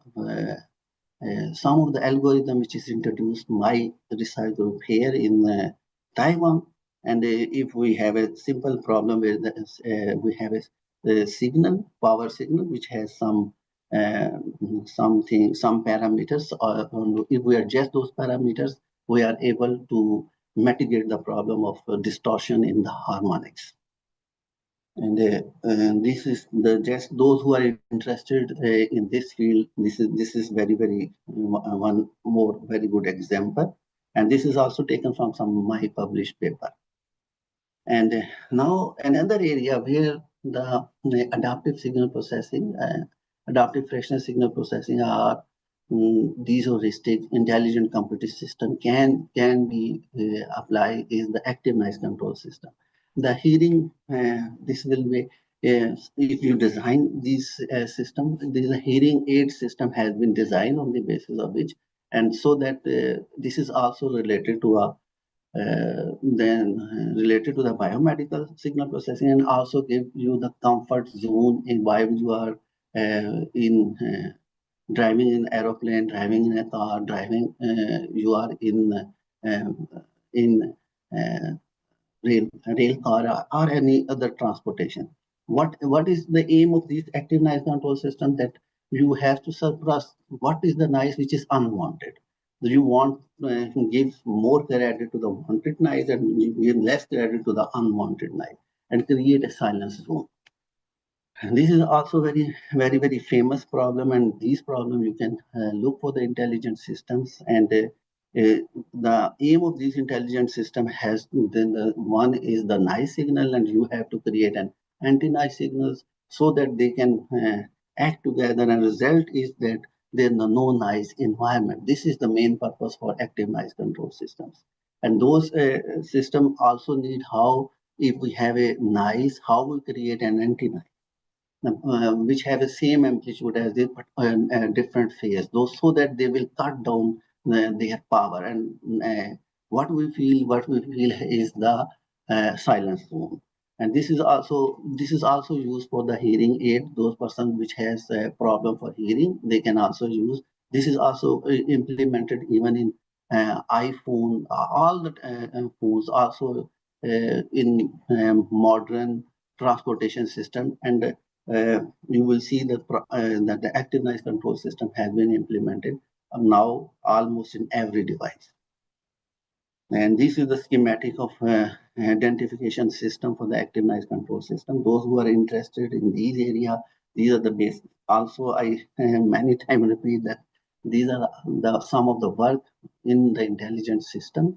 Use intelligent system applied to some problem in electrical engineering, and if somebody is interested in active noise control system design, these slides can be used, very helpful for them, so that they have an overview and they have the importance they recognize, and so that they are able to apply the newly designed algorithm to these fields. Without going, because I mainly focus in this is some information security application where we will give you the insight deeply for some of the problems. These are the wanted signal. Then now it is the time where you have the direction of arrival estimation. This is the jamming you want to make. This is our aeroplane, and this is other aeroplane. This is another example for system identification, the direction of arrival estimation. Whatever the signal you want to give to your, you want to give somewhere, and some signals you have to make jamming. And overall, the aim of direction of arrival estimation is that the right information to a right person. If we say that the right information in the hand of a right person, and this is also a system identification. You know, this is the our system, and this is the enemy system, and you have to design. And these are these algorithm, fractional adaptive signal processing algorithm, which is introduced by our research group, and then it has many renowned application in jamming and in target tracking. So this is also very well-known problem. And if you apply these algorithms, whatever you have via the traditional systems, you have by the fractional system. And the fractional system gives you the leverage that it also handles the nonlinearity, which the other system readily cannot handle. They have to apply some technique first, how that nonlinear system will be mimicked in the form of a linear system with some compromise. But here, without that compromise, you can apply these algorithms to those problems where the simple algorithm cannot do. And this is also very in terms of physics, this problem and power signal harmonics is the same, but here the signal is represented to some radars. These are the signal which is taken from radar, and also this direction of arrival estimation also underground, underwater you can. Now these radar are placed by the sonoballs or other things, so that now the antennas are represented by the sonoballs, and the communication systems change from the electromagnetic to acoustic. Then you can apply the same problem within a sea to track which one is the our area and which one area is not our. This is the whole. These you can use for the tracking. You can use for the jamming, and you can use for. These are more relevant to the military problems where if these well-known algorithms are available in your hand, then you can do many things. And now I will give some insight now if these fractional adaptive signal processing algorithm are these heuristic you will apply. You can also design more intensive recursive least square method, that is by introduction of fractional calculus in it, fractional Kalman filtering approach. Then these are the new algorithms. Some of these algorithms are even introduced in recent year, maybe 21, 22, and the diffusion LMS, P-power LMS, leaky LMS, and block LMS, and so many other local search algorithms where you can apply the technique of fractional, where the gradient information you will take and add on some fractional gradient information and join together whatever the benefit which is given to you by the gradient or local search algorithm you have, and you have an additional portion of fractional processing that will give you insight into the nonlinear system as well. Now, this is the now information security. I want also give you some examples of the information security, and sorry for that. That this I will try to make this presentation within 30 minutes, but this is the area which is really very important. Now, information. If you have more information, you have more control over the powers, and the information security. Now these intelligent systems should be applied to what you have to do to safeguard you. And you should know that you are protected. Your information is in your hand, or the information where you want to travel, that information goes into those hands. And you have to avoid the unauthorized use of your information. And most of my rest of the talk will cover this aspect, and I will give you some example. All those examples which are given now, I will not tell you that it is part of my public, but whatever is this, these are the published material by my research group, which is working under me. And the aim of here, the computer viruses are designed, these viruses are designed on the similar basis as the virus will travel in the human being. And the one more example is the coronavirus, which has been affected whole the world like this, how it will be communicated, how it will be controlled, how it will be quarantines. These are all we are experiencing 2020 and onward. And on the basis of those, how the viruses, biological viruses will work, and then these viruses is on a similar pattern. These viruses will work in computer virus models. And then once the computer has been compromised, then your information is not in the safe hand. And then the second is the stucknut virus model, that is the SCADA private, your own network, and those networks, some intruder will introduce some malware, and so the system will be compromised. And then the one more example which I will give you is the tinny hardware implants. These are the extra hardware which are planted to your mobile phone, which are planted in your laptops or any electronic device you have taken. Some extra tinny hardware are implanted, and those hardware are used for sometime very negative purpose. And how you will make the cyber warfare model, how now the war is beyond the traditional war, now is the cyber war.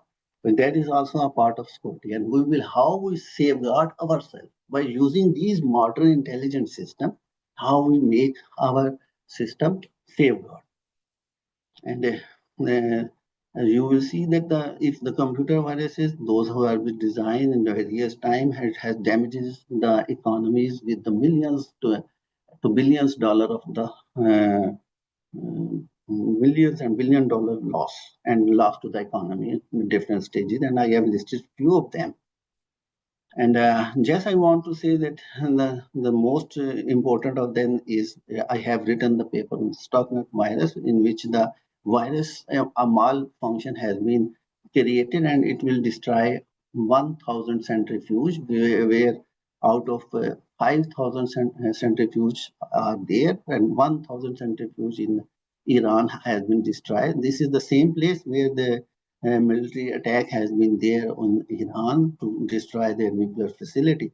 And the one previous attempt is also there where they have introduced the virus without having a wartime scenario, just introduce a virus. And what it has then in the 1,000 centrifuge of Iran has been destroyed. And if you see that these computer viruses has affect, how much effect is the 0.5% of the world economy. And if we are in number, that is $450 billion, maybe much better, much more than the average small country's whole budget in a year.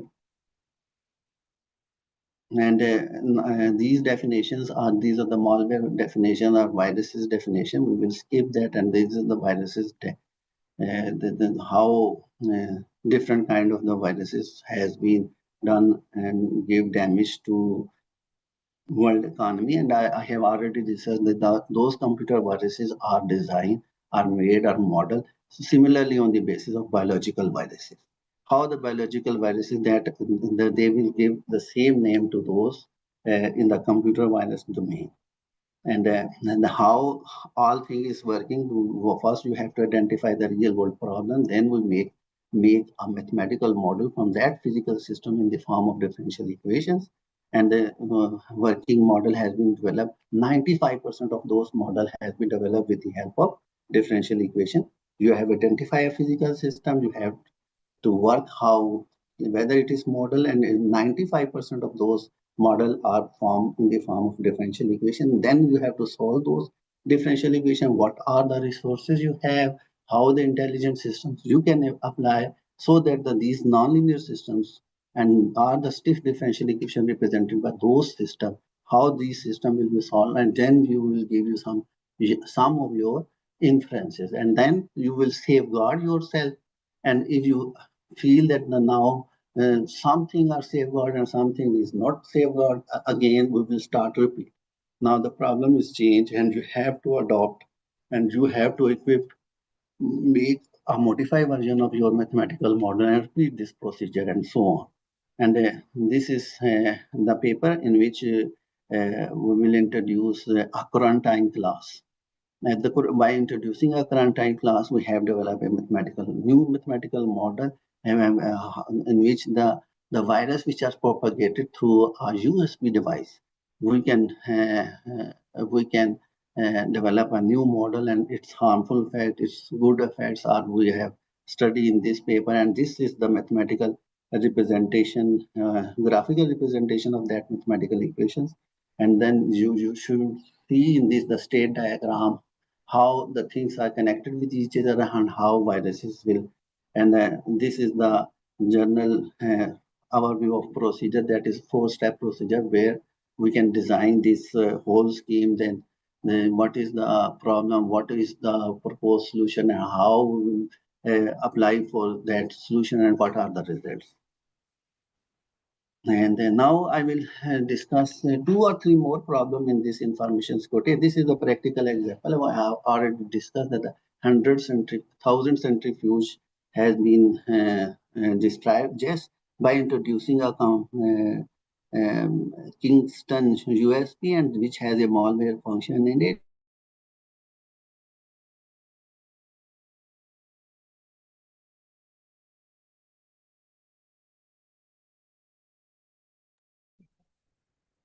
Oh, I'm sorry. Maybe have some technical problem, Professor Dr. Asif Yahuraja.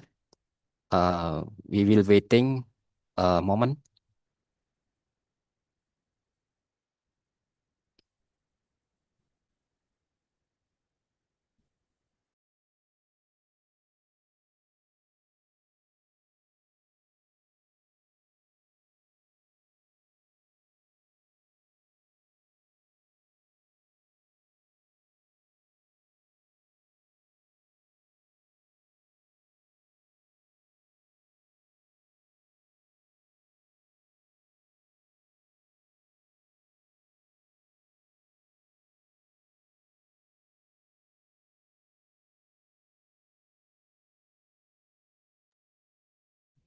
Okay, because the time is, I think the technical problem needs a long time. We can continue to the presenter.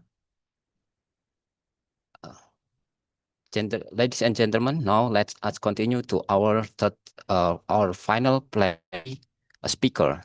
I would like to introduce the third speaker, biography, Professor Dr. Bill Nurhaning Yuniarti, born in Bantul on June 9 in 1975. She is a professor at Department Electrical Engineering Education, Faculty of Engineering, Universitas Negeri Yogyakarta. She completed bachelor degree in electrical engineering in UNY, earned master degree in electrical engineering in Gajah Mada University, and obtained her doctoral degree through joint degree program between UNY and Technische Universität Dresden, Germany, where she graduated cum laude in 2016.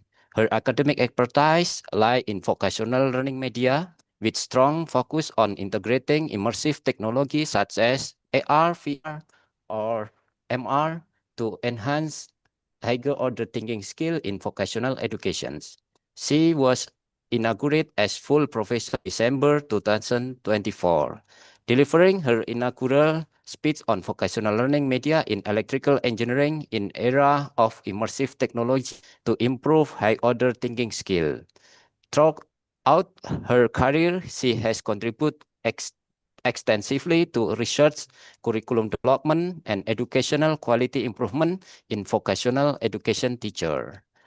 It's my honor to welcome Professor Dr. P. Nurhaning Yuniarti from Universitas Negeri Yogyakarta. She will present her talk on immersive media for higher order thinking skill in vocational electrical engineering education. Professor Nurhaning Yuniarti, the screen is yours. Okay, thank you very much for your time. I will share my screen.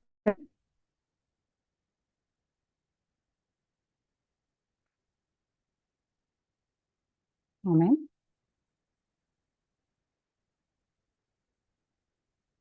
Okay. Assalamualaikum warahmatullahi wabarakatuh. Good morning.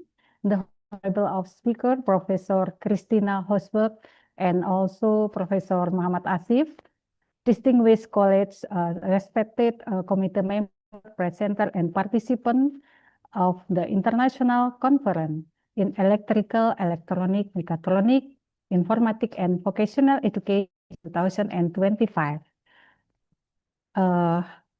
It is truly an honor for me to be here today at this international conference where we can share ideas, insight, and innovation in education technology. Today, I would like to share with you how immersive media technologies such as augmented reality and virtual reality can play a transformative role in vocational electrical engineering. Specifically, we will see how this tool can not only enhance engagement, but more importantly, foster the development of higher order thinking skill among the students. Let us begin looking at why HOT is crucial in vocational education and how immersive technology open new possibilities for teaching and learning. Okay. In the first, I would like to talk about the challenges of vocational learning. Traditional teaching in vocational education often place a strong emphasis on memorizing facts and the step by procedure. Education are usually guided as follow interaction rather than to understand the underlying concept. As the result, many students are not trained to think critically, solve problems, or make decisions independently. In fact, the skill is very much needed in dynamic workplace. By understanding these challenges, we can seek more innovative learning approaches oriented toward developing 21st century competencies. And this section highlights the competencies required in Industry 4.0 era, the integration of automation, artificial intelligence, and digital technology requires on a workforce capable to analyzing complex situations, critically evaluating information, and formulating innovative solution rather than simply carrying out instruction. This situation underscores the importance of vocational education developing higher order thinking skill, including problem solving, creativity, and adaptive decision making. So, as the solution to this demand, technology-based learning approach is needed that can create a more interactive and textual learning experience. The use of technology enable the integration of various learning resources, simulation, and virtual practices that can foster higher order thinking skill, including critical, analytical, and creative thinking, as well as problem solving. Through this approach, vocational education can move beyond the student to merely follow procedure and instead equip them with the 21st century competencies needed to adapt and innovate in the industrial 4.0 era. Ladies and gentlemen, now we discuss about the concept of HOTS. HOTS is a higher order thinking skill. If we refer to Bloom's taxonomy, the thinking skill are the highest level, namely analytical, evaluating, and creating. This means the learning does not stop at the stage of the memorizing or the understanding. Students need to be trained to analyze information, assess its quality of accuracy, and generate new idea or solution. In other words, HOT encourages students to think more critically, reflectively, and creatively. This is very important in preparing to face challenging in the real world. And the next slide, in this section, we see how the HOT is applied in vocational electrical engineering. The first example is analyzing complex electrical circuit to find the error. This activity trains students to think critically and be able to identify problems that may be hidden in the system.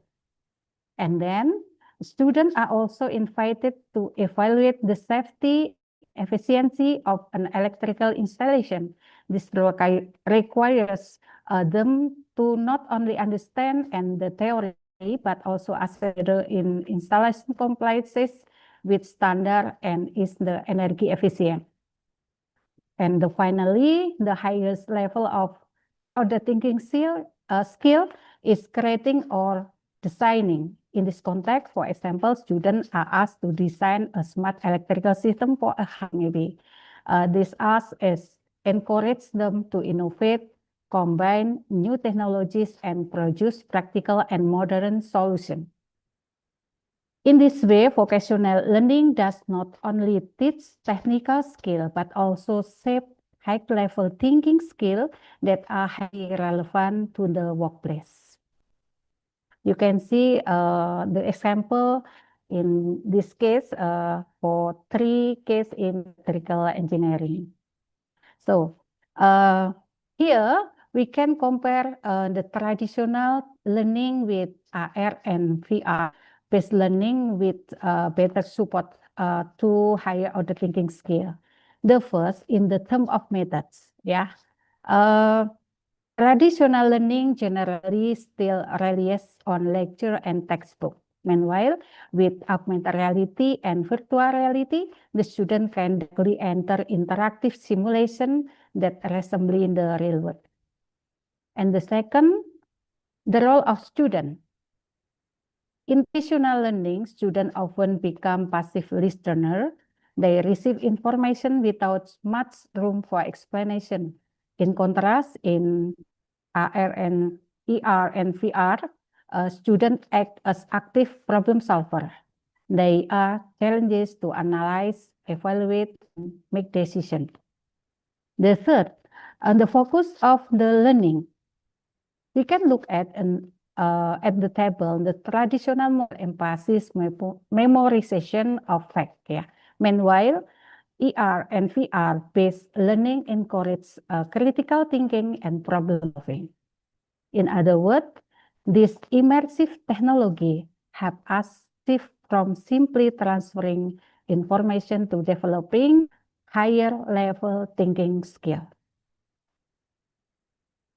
Okay, next, an important question that often arises is why are augmented reality and virtual reality relevant to vocational learning? The first, augmented and virtual reality provide the visual, interactive, and safe learning practices. Students can practice without fear of the risks that are usually present in the real laboratories. And the second, this technology can increase the motivation and conceptual understanding because it is immersive, so the students feel more engaged and find it easier to understand complex material. And the third, augmented reality and virtual reality allows us to simulate a real-world situation without risk. Yeah, we know that technical skill require a lot hand-on practices, but many schools are still constrained by limitation in tool, material, and safety aspect included in our institution. Yeah, where augmented reality and virtual reality come in as a solution. Technology offer the safe virtual environment, the realistic and interactive experience, more cost or effective training. Yeah. So with all these advantages, augmented reality and virtual reality can be considered to best tool to the development of higher order thinking skill in vocational learning.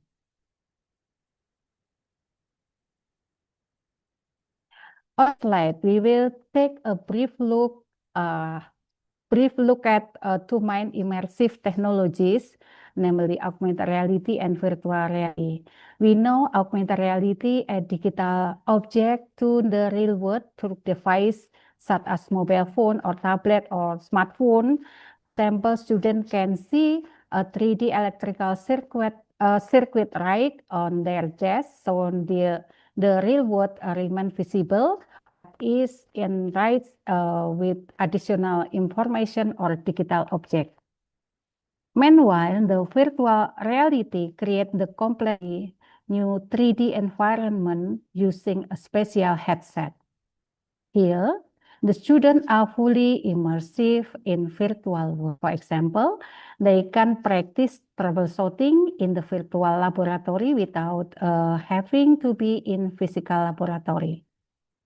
The main difference is augmented reality enrich the real world with digital element, while virtual reality fully immerses in virtual worlds. Both are highly beneficial for vocational learning as they can provide safer, more interactive, and engaging practical experience. And next slide. This is the augmented reality. Augmented reality is the use of technology to overlay virtual computer-generated elements like 3D object, video, and text onto the user real-world view, creating an enhanced and interactive learning environment. In this way, augmented reality not only make learning engaging and interactive, but also help the student understand complex concept more easily This is why augmented reality is considered one of the future technology in education. This is the sample of the product in my research, but the augmented reality in electrical power and also electrical circuit. And then this slide show how augmented reality can be used to analyze and visualization activities in the learning. Students simply use their smartphone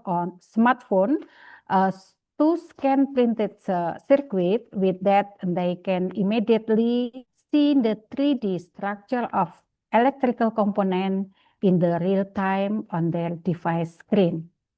And next, the student given several important tasks. For example, identifying the path of the circuit, predicting the function of its component, finding and explaining any error. Through this activity, I think the learning objective is to train critically thinking and analytical skill.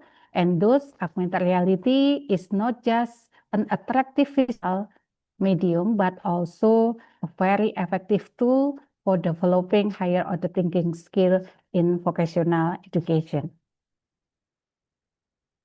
And the next, this is the virtual reality. Virtual reality is a technology that creates an immersive experience where users feel as if they are inside a computer simulated digital world, often using VR box, headset, and other devices, for example, Oculus for interaction and present in 3D space. This technology allows users to interact with the virtual environment through sound, sight, and even touch, and has a wide range of application. Okay, let us now look how virtual reality can be utilized in vocational learning. By wearing the virtual reality headset, for example, in the figure 1, the student can enter the virtual laboratory. There, they practice solving electrical problem in realistic situation. For example, when a system malfunction, students are challenged to identify the problem. After that, they must choose the appropriate correction action. Through the process, students are trained to develop higher order thinking skill, specifically in evaluating various options, making the right decision, and also the solving problem systematically. In other words, virtual reality provides a immersive and highly effective learning experience for training, evaluation, decision-making, and problem solving. Okay. So if we want to truly higher thinking skill support, then the use of immersive media, for example, the augmented and virtual reality, should not only provide a passive experience. There are several important principles that must be considered. The first, learning must use open-ended tasks. This means that there is no single correct answer, so the students are encouraged to explore various alternative solutions. And the second, the content provided should be real-world problem. That way, students can be direct relevant between what they are learning and the challenges they will face in the field. And the third, immersive media should present a simulation with decision point. So the student must determine what step to take, not just follow the instruction. Last but not least, the system should provide feedback based on the student performance. This feedback allows them to reflect on the way they did right, what they did wrong, and how to improve.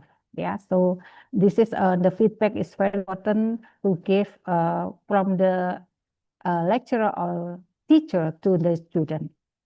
With this principle, the student will have the space to think, try, fail, and try again.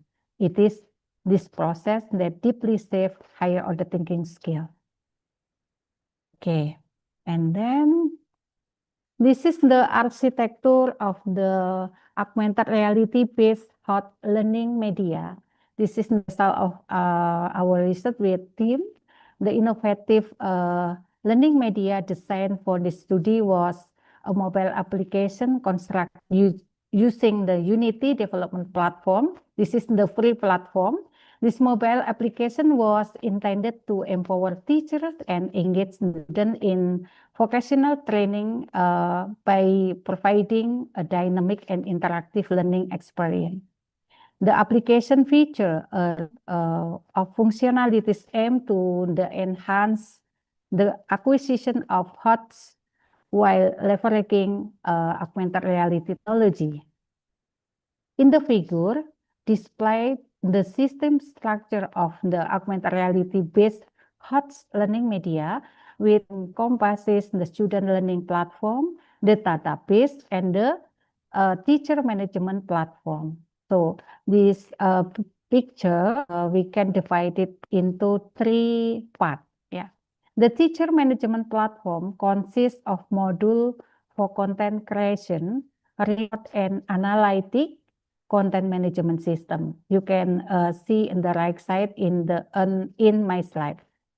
And the left side, we can look at the student learning platform. The student could use their mobile device to gain the learning material, assessment surface, user authentication, and notification systems. And the slide, every innovation certainly has its challenges, including the augmented and virtual reality.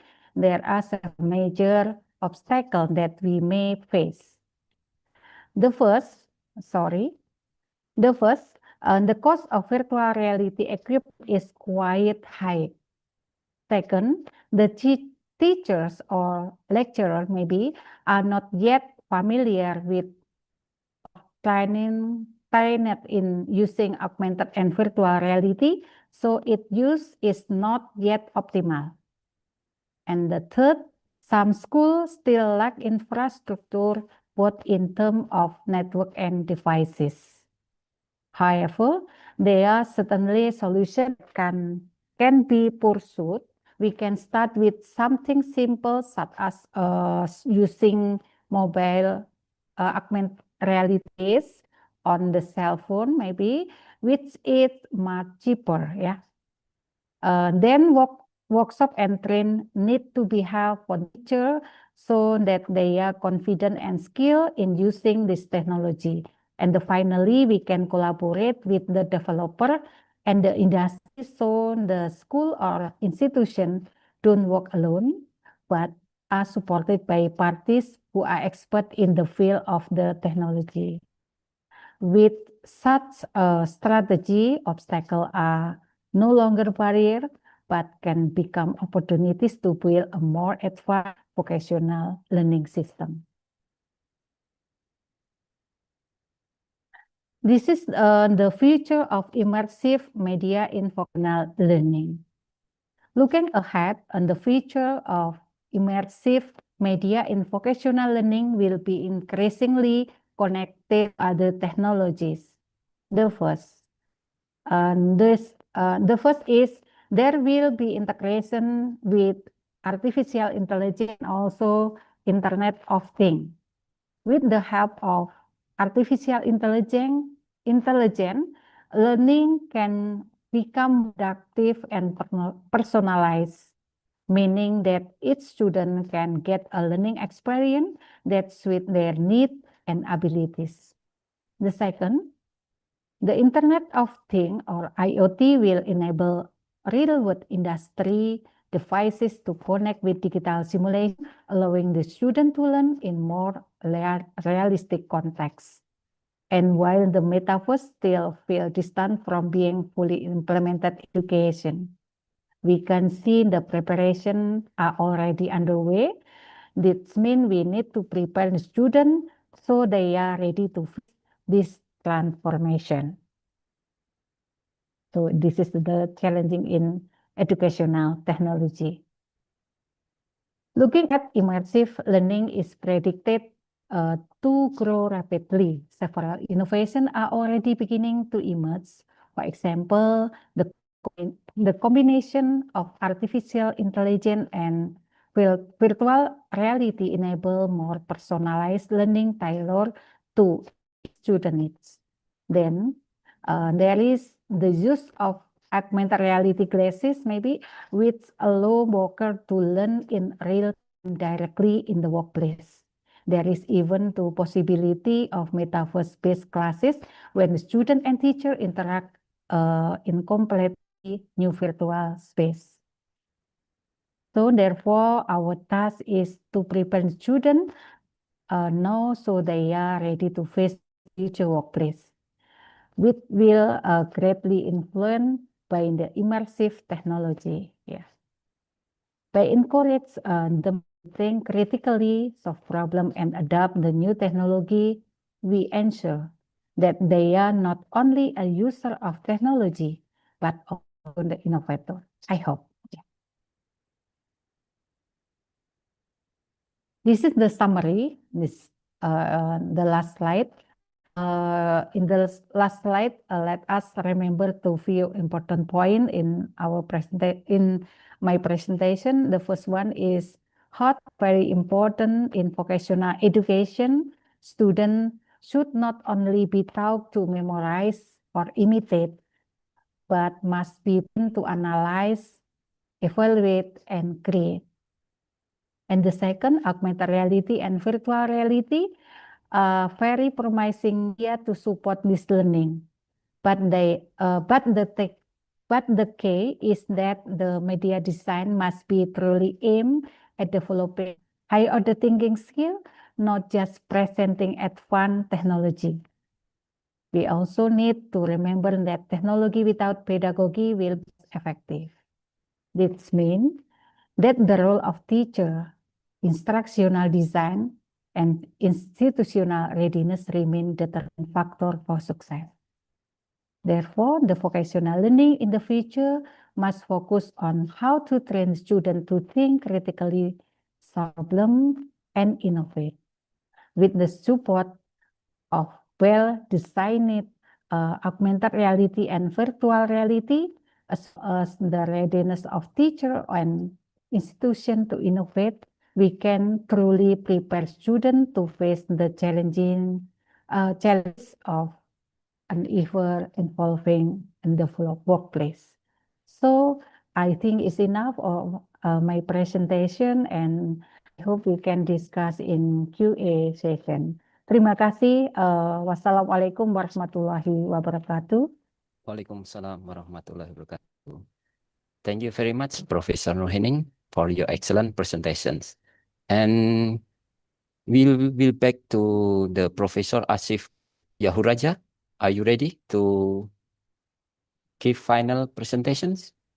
Yes, I am ready, and my connection is lost. Can you tell me on which slide we lost?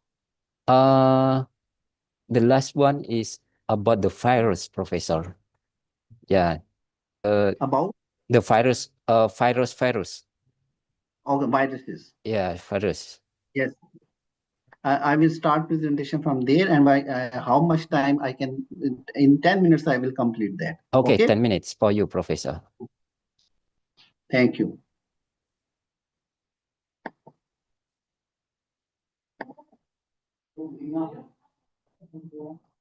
And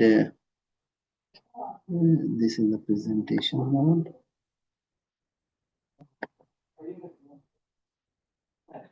Thank you very much, Dr.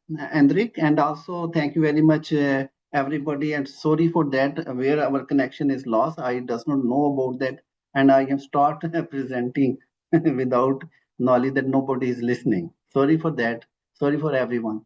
Now we will start from viruses, and I will finish this is in 10 minutes. Okay. The viruses, damages, and information security is very important. And we will discuss the information security and then summarize everything in just 10 minutes. In intelligent system, the information security, application of information security are utmost important, and in which I have already discussed that how the computer viruses are formulated and stuck in that problem. We have the tiny hardware implant, and then how the cyber physical system can be designed so that we can safeguard our assets. And for this, these are the viruses. What are they? Have damaged the economy, and the economy of in millions and billions. And I give you an example here. One is the Stuxnet, that the 100 centrifuge in Nanta's facility in Iran, which is now recently air attack by USA, and they destroyed that facility. They are claiming that they have destroyed that facility, and this is the cyber attack also on this facility, where the 100 centrifuge out of 5,000 centrifuge are corrupt, and this is also $1 million loss to economy of Iran as well. And their strategic assets are also in danger zone. And in general, these viruses will affect 0.5% of economy of the world. And without going into the type of the viruses, we will just tell you about these viruses are designed on the basis of the human biological viruses. How these biological viruses are replicated are spread, are propagated, are transmitted in the human being. In the similar way, these viruses are mimicked in the computer science, and we will have this is the physical system. So first of all, you have to face some problem that is a physical system, and that physical system you will work different kind of models on it.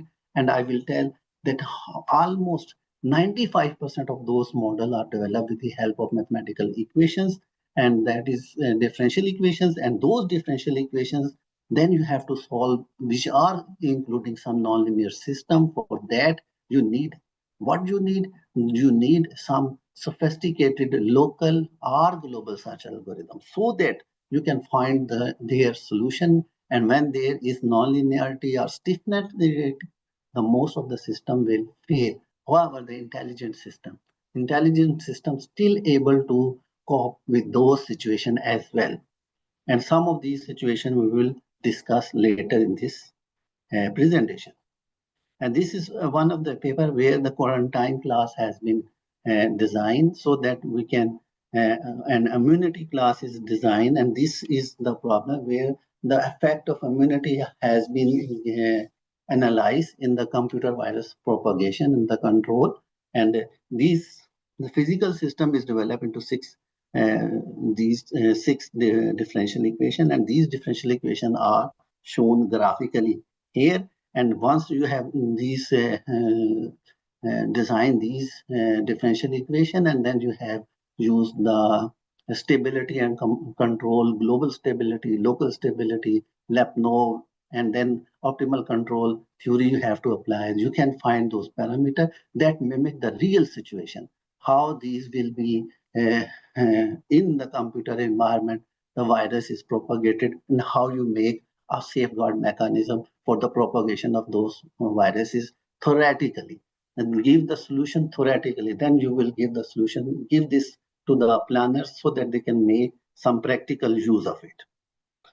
And this is the 4th step methodology in which you will implement all these methodologies, start from the problem, how to solve this problem, how to compare this problem, and how you can give these things in the hand of the planners or organization. And now I have to give this very important example of the Stuxnet virus. And this is the Nanta's facility where the centrifuge are compromised.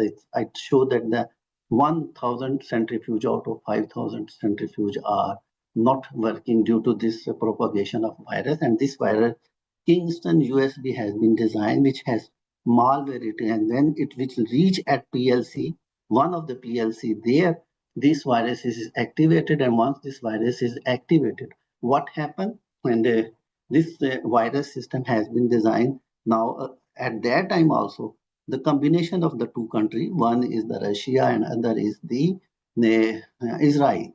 They make this USB specially designed to reach this PLC, and what will happen. And this is the paper which we have written, also written, but this is the known information on the internet. The stucknet virus and the control of that stucknet virus is of open information, and we have taken this slide from the internet. And then what happened to these PLC? These malware will show the wrongness, makes these 1,000 centrifuge not working, so that the uranium will not enrich. Once the uranium will not enrich, you can use the positive use of the uranium that is in power sector, you cannot do. And what happened? The millions of the thousands of the losses, this and the whole this physical situation is represented in these five differential equation. And now once this situation is designed in the form of physical system, then you can make a safeguard mechanism to it. Whatever happening wrong, and whatever action you have to take, you can theoretically analyze those with the help of these, the capability of mathematical modeling, and then introduce some intelligent system, intelligent computing technique in it, so that you can safeguard your asset theoretically. And now this is the graphical representation, and now this is very important example. Just I want this 10 minutes for this example. The tiny hardware implants, these are planted, maybe planted, I just shown you in your computer, maybe planted in your device, maybe planted any hardware you will use in your daily life. And there is some extra hardware. And this problem is, which I have shown the slide, is the problem which is related to the Core 5 and a higher computer, and the Intel processor has an extra chip. What happened to that is a extra chip that Intel persons can access their the computer, and the independent operating system is operating on that chip. And what happened? This is the fact, about 3 billion computers are compromised in the whole world. Whatever, and what happened? And they give this, one of the Russian scientists has identified this problem, and they give this, Intel has given this solution that they have firmware update using this operating system. But if an operating system is there, then they use your camera, they use your voice, they use every hard disk is in their hand. For how many computers? About 3 billion computers. And this is the fact. And we have, this is the physical situation, and how this physical situation is turned in the form of mathematical model. This is the simple mathematical model. You can translate and define the different components in the form of mathematical modeling. And once that will model will become, and these are the nonlinear systems, and these nonlinear systems cannot be solved by the traditional methodologies. Once it will be not solved, how you can find the solution?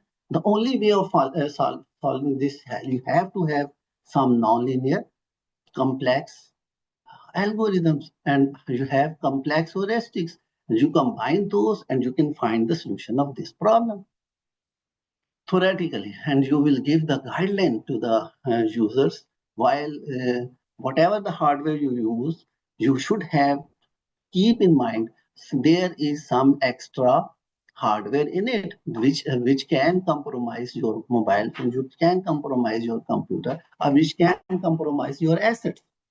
And this is the information security. The one very good way of security is to safeguard your asset. And if you know those, and you can have the mathematical development skills, you have a knowledge of intelligent systems, and you have a knowledge of neural network, then you can apply to these very, very important example to safeguard your assets. Okay, and if cyber physical system has been designed, we will at the end of this I will discuss those and finish my 10 extra minutes which I taken from Professor Hendrik. Thank you very much. And this is the flow diagram and how this system will be designed whole. And this is the Internet of the Things. Now, Now, what is the combination of the different technology in a one hand so that you can use them for some particular purpose? And how, if you use this is you will create a cyber physical system. What is happening is that by using these IoT, the latest technology, the latest integrating system, you will protect your things, so that the unwanted interaction to your system will be eliminated. Okay, and how you will integrate all the components, the IoT, Internet of many things, Internet of things, you will use and you combine different SCADA environment together, and what you have to make an overall a well secure physical system. And the last two, this is the one of my paper where the industrial IoT network framework has been designed, where there are different kind of mail education system, your army's assets, your banking assets, your school assets, all these assets are together, and you have to form your own physical system. This is one of my PhD student here in Juntech had designed this, and we have submitted this paper to a very, very good journal. And what happened, that the industrial IoT, you have compromise. Maybe your banking system is compromised, maybe your other system, your other SCADA system, your assets, maybe strategic asset, maybe your atomic asset, maybe your literacy assets are compromised. Okay, so you have to design a physical system.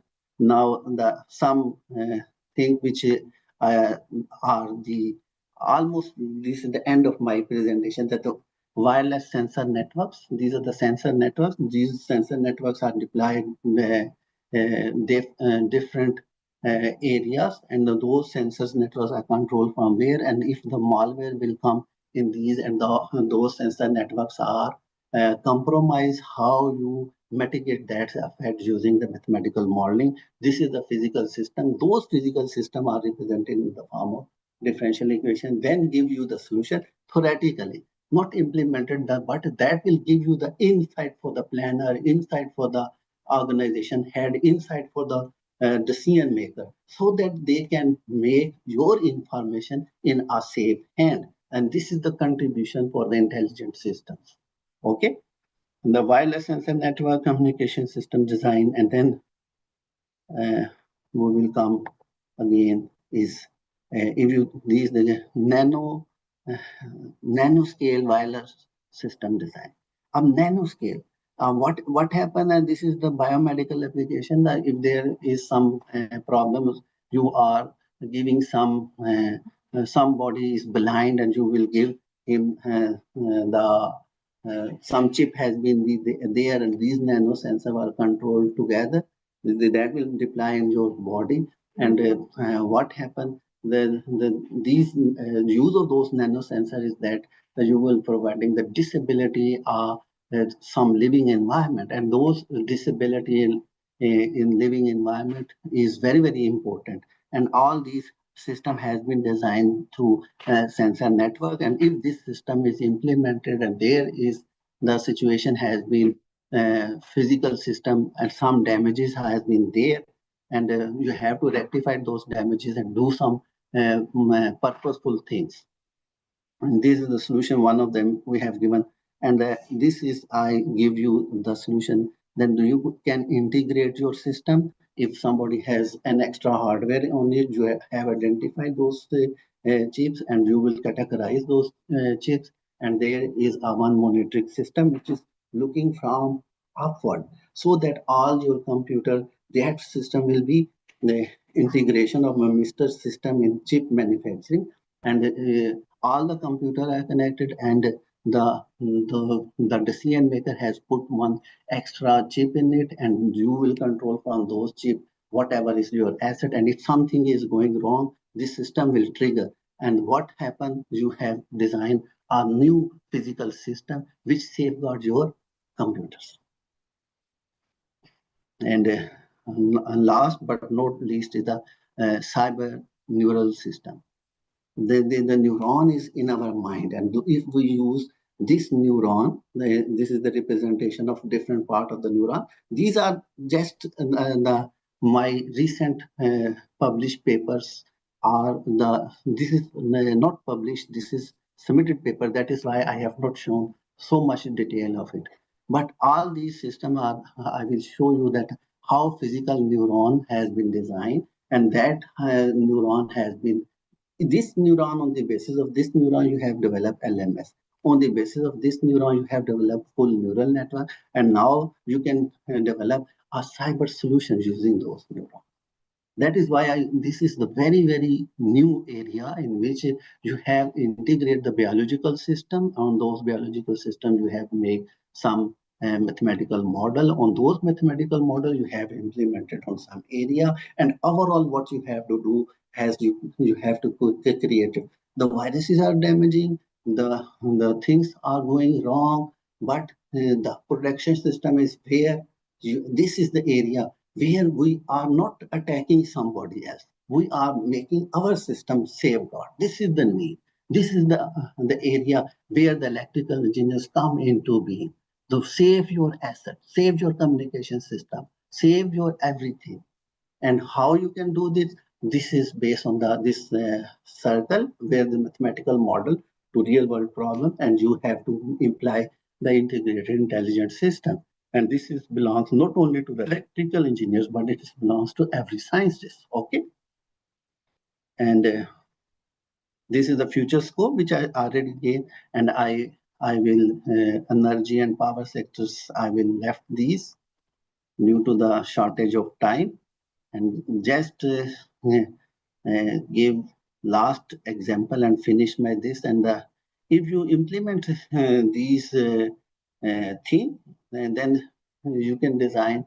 These are just last few comments that the cyber physical system, you can design nonlinear circuits, and those nonlinear circuits mimic the dynamics of not only your brain, that is the dynamics of your heart, dynamics of your eyes, and that dynamics is on the basis of differential equation, and those differential equation represent the neurons, that neurons, how the neurons have effect, how different voltage and RLC circuits, and these will be mimicked on those situations, and from those situations, how you can design brain stimulations, how you can design the stimulation given to the muscle, stimulation given to the kidney or anything. That is only on the basis of your nonlinear circuits, and then the intelligent system can be designed to control the infectious diseases.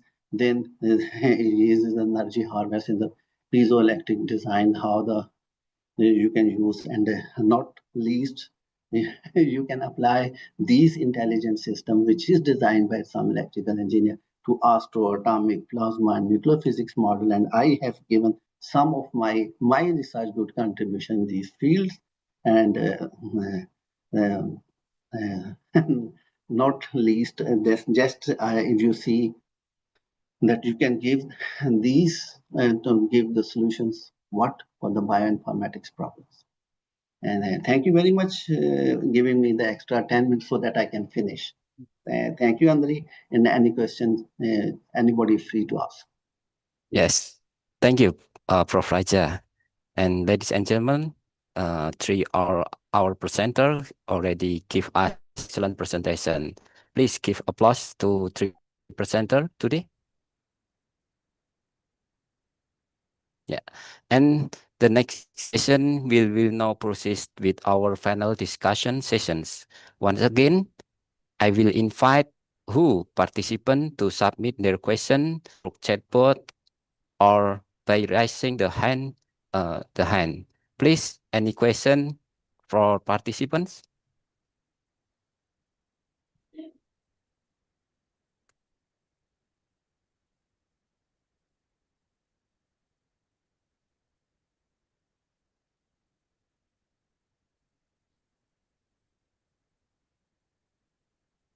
Okay, anyone? Any participant? You have questions? Raise your hand or open your microphone.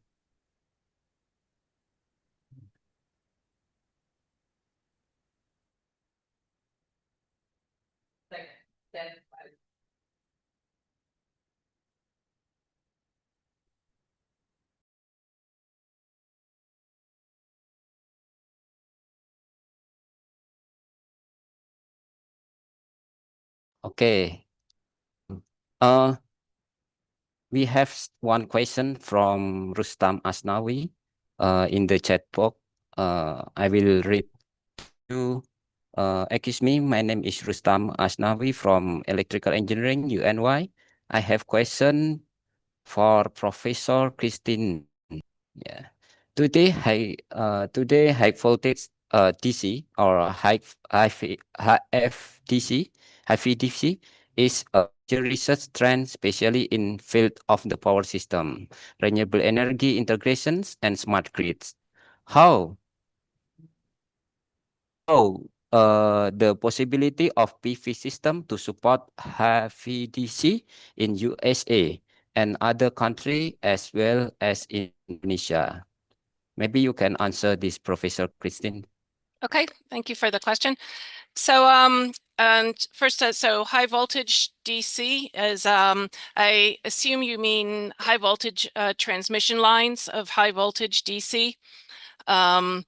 If you're talking about photovoltaic systems, the voltage depends very much on the size of the system. So a photovoltaic system, can be up to, let's say 400 volts is pretty easy. 1,500 volts is pretty easy for a reasonable size system too. In the US, they don't do that much high voltage DC transmission lines, but of course in other places they do quite a bit of it. If you use photovoltaics for a high voltage transmission line, then you don't need the inverter. So you stick an inverter on it that goes from AC to DC. The inverters are are reasonably efficient, but they also are generally the most unreliable component.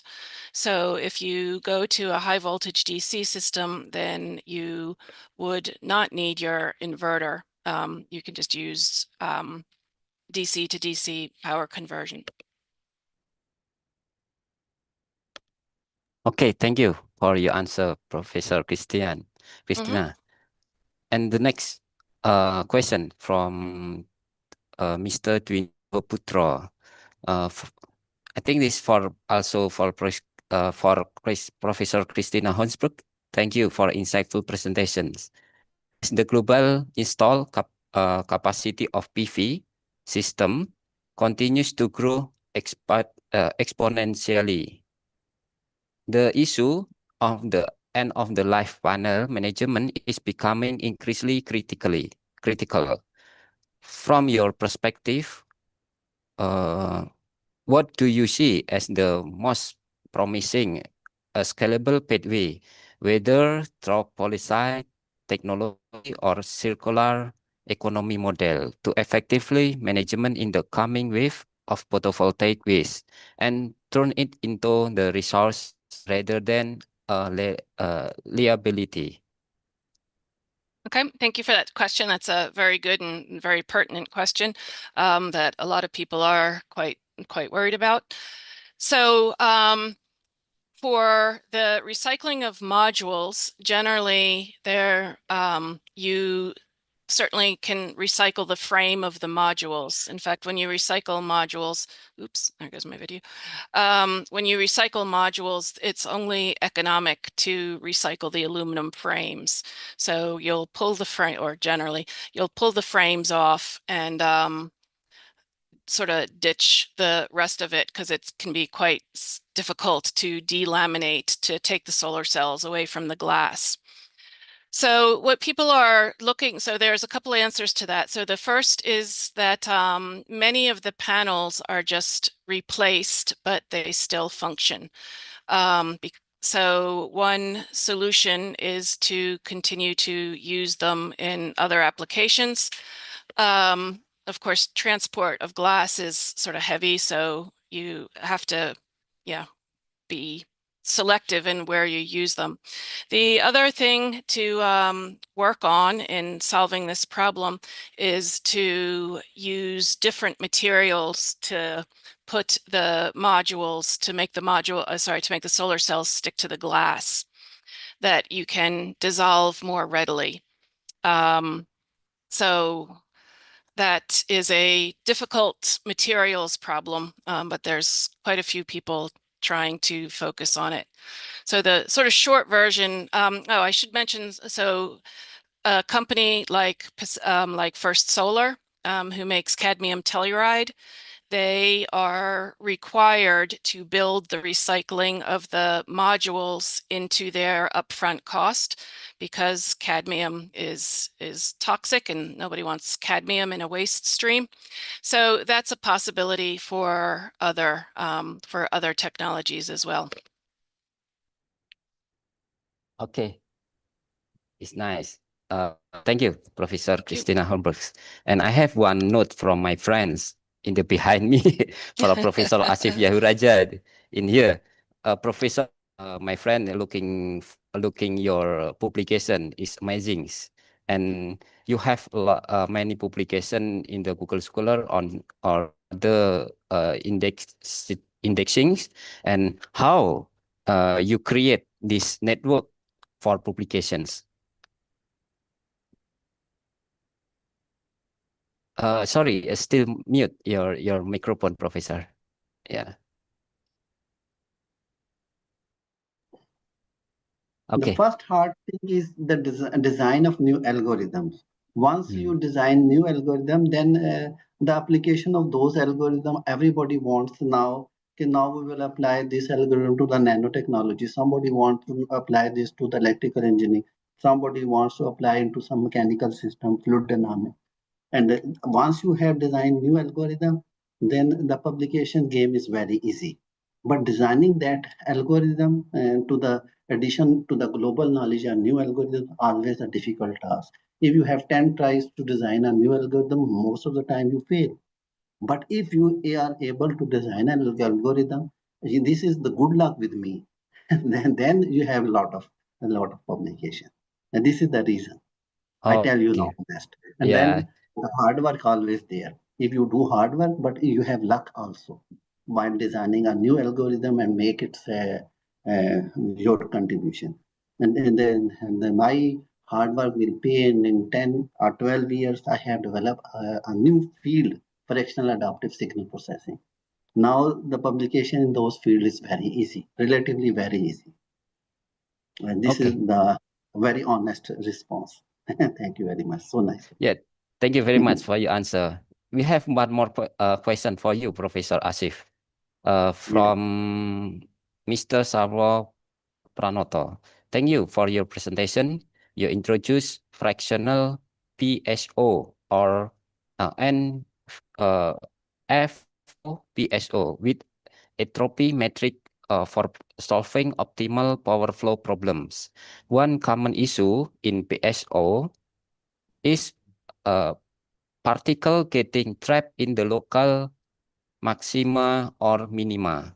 How does your fractional and entropy-based approach help avoid this problem and improve and convergence toward the global optimum? The fractional PSO, the design of new fractional PSO, that is I have not designed. I have used this.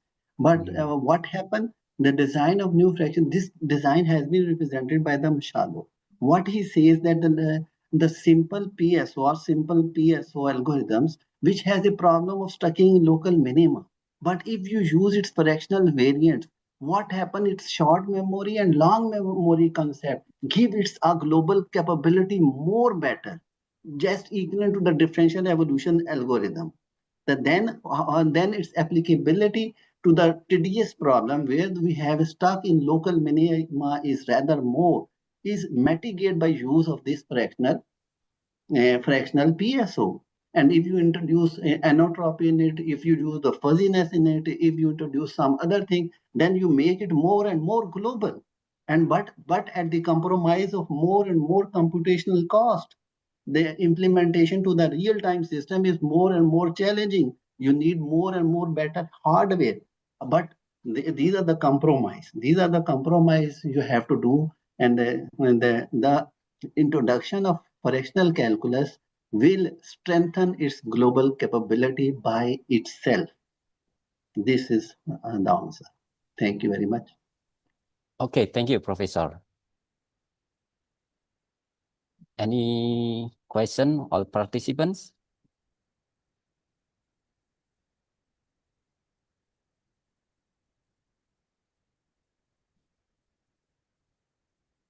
Okay, I have text from another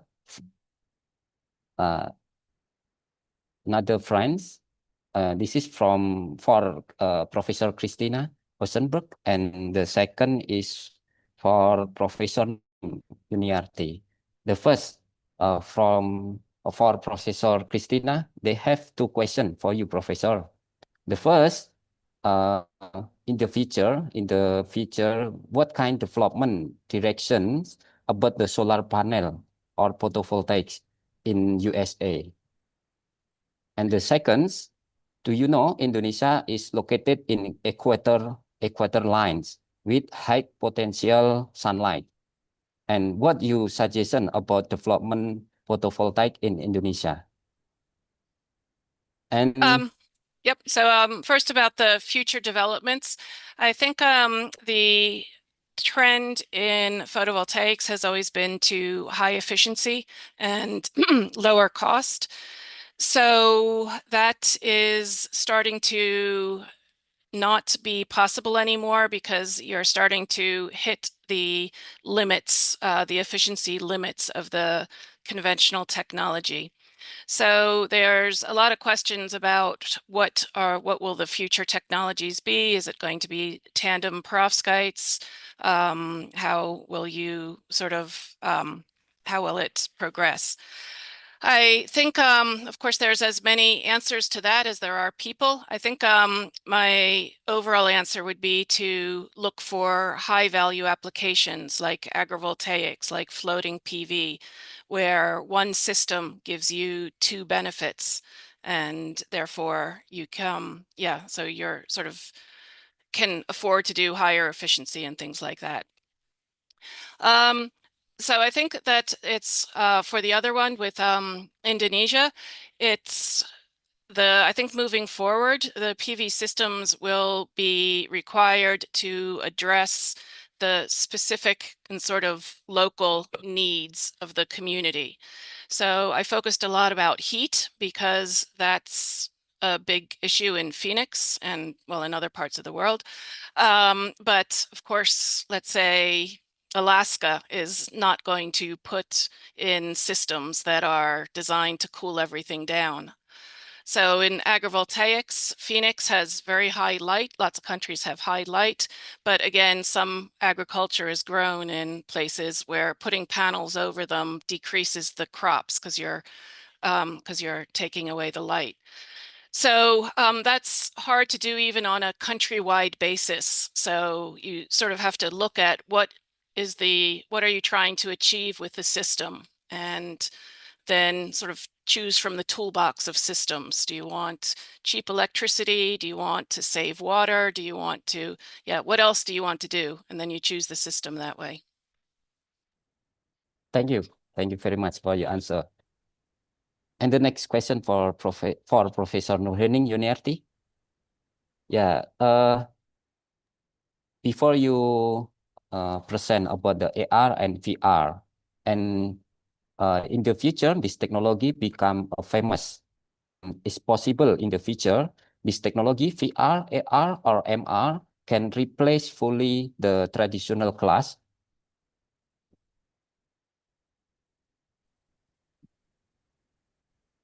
Okay. Yeah. Is it enough, Mr. Andi? Yes. The question? Okay. Yes. Thank you for your question. It is very interesting question for me. The AR and VR is not the traditional teaching and learning process, but AR and VR only a media to improve the to help the teacher and lecturer to give the material to the students. So not only replace the traditional teaching and learning process, only a media. I think this is enough. Yeah. Oh, okay. Thank you very much, Miss Professor Nurhaning Yuniarti. And anyone have any question more? I think it's enough, the discussion session today. Okay, and we will continue to closing remark as moderator, distinguished guests and honorable speaker, ladies and gentlemen. This concludes our plenary session for today.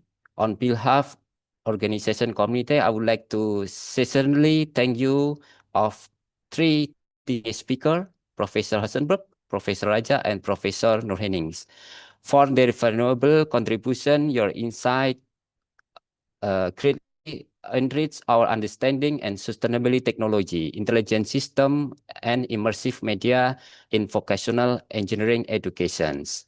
At the moment, we would like to invite our chairman of this conference, International Conference, ICE-ELINVO 2025, to present the talk appreciations to each our distinguished speaker.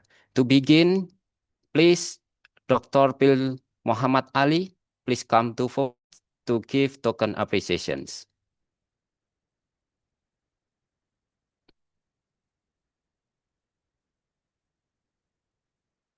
Okay. Thank you, Mr. Andi, as a moderator. Thank you very much for Professor Dr. Christiana Honsberg, Professor Dr. Muhammad Asif Zahuraja, and Professor Dr. Pil Nurhaning Yuniarti, SPD MT. On behalf of the organizing committee of the International Conference Electrical, Electronics, Informatics and Vocational Education, ICE-ELINVO 2025. It's my great honor to express our sincere gratitude for your invaluable contribution as keynote speaker and invited speaker. Your insightful presentation has greatly enriched this conference. As a token of appreciation, please accept this memento as a reminder of your important role in the success of the ICE-ELINVO 2025. For the first time, we will give a token presentation for Professor Dr. Christiana Honsberg. Please accept this token appreciation. Thank you very much. Thank you very much, and thank you for inviting me. It's been an honor. The second, the token appreciation is for Professor Dr. Muhammad Asif Zahuraja. Thank you very much for your contribution in the international conference. Thank you very much. And thank you very much for recognizing this, and I am really happy to be the part of it. And the last,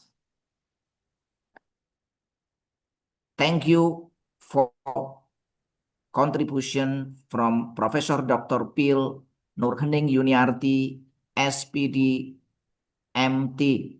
Thank you very much. Thank you very much and for your invitation, and good luck for you all. Thank you.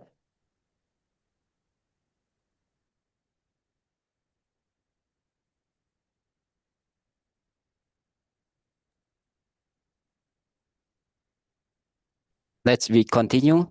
We hope this token reflect our sincere gratitude for your valuable time and contribution these academic forums. After this plenary session, will we take a break or maybe a couple minutes, and we'll be back to parallel session at 7:30 in Indonesia time. And we encourage all participants to stay engaged and continue the academic discussion in coming sessions. After parallel session, this conference will close by moderator its parallel class. Once again, thank you for attention and active participations. I am Andi Asmara and has been honored to be served you as moderator today. Have a good day and we look forward fruitful discussion in the next session. Thank you. Assalamualaikum warahmatullahi wabarakatuh. Thank you. Waalaikumsalam warahmatullahi wabarakatuh. We deeply appreciate our moderator, Pak Andi Asmara, PhD, for keeping the conversation engaging and insightful, and also to our chairperson, Bapak Dr. Phil Insinyur Muhammad Ali, who has presented a token of appreciation to our invited speakers. And of course, thank you so very much for all of our invited speakers, Professor Christina Hasberg from Arizona State University, Professor Muhammad Asif Zahur Raja from National Union University of Science and Technology, and Professor Dr. Phil Nurhaning Yuniarti MT from Universitas Negeri Yogyakarta. And ladies and gentlemen, we are finally at the end of the ceremony of the 7th International Conference on Electrical, Electronics, Informatics, and Vocational Education, ICE-ELINVO 2025. We'd like to thank all the distinguished guests, all presenters and participants who still joined the event, and we also apologize for any shortcomings during the event. Thank you. Wassalamualaikum warahmatullahi wabarakatuh. And we will be right back to our parallel session as Pak Andi have mentioned. Thank you so very much. Have a great day. Okay, thank you, Miss Amri Bekti.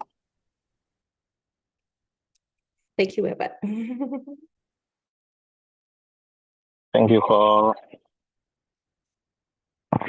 Okay, thank you, Prof. Asif, Prof. Christina, and all of the participants in the ICE-ELINVO 2025.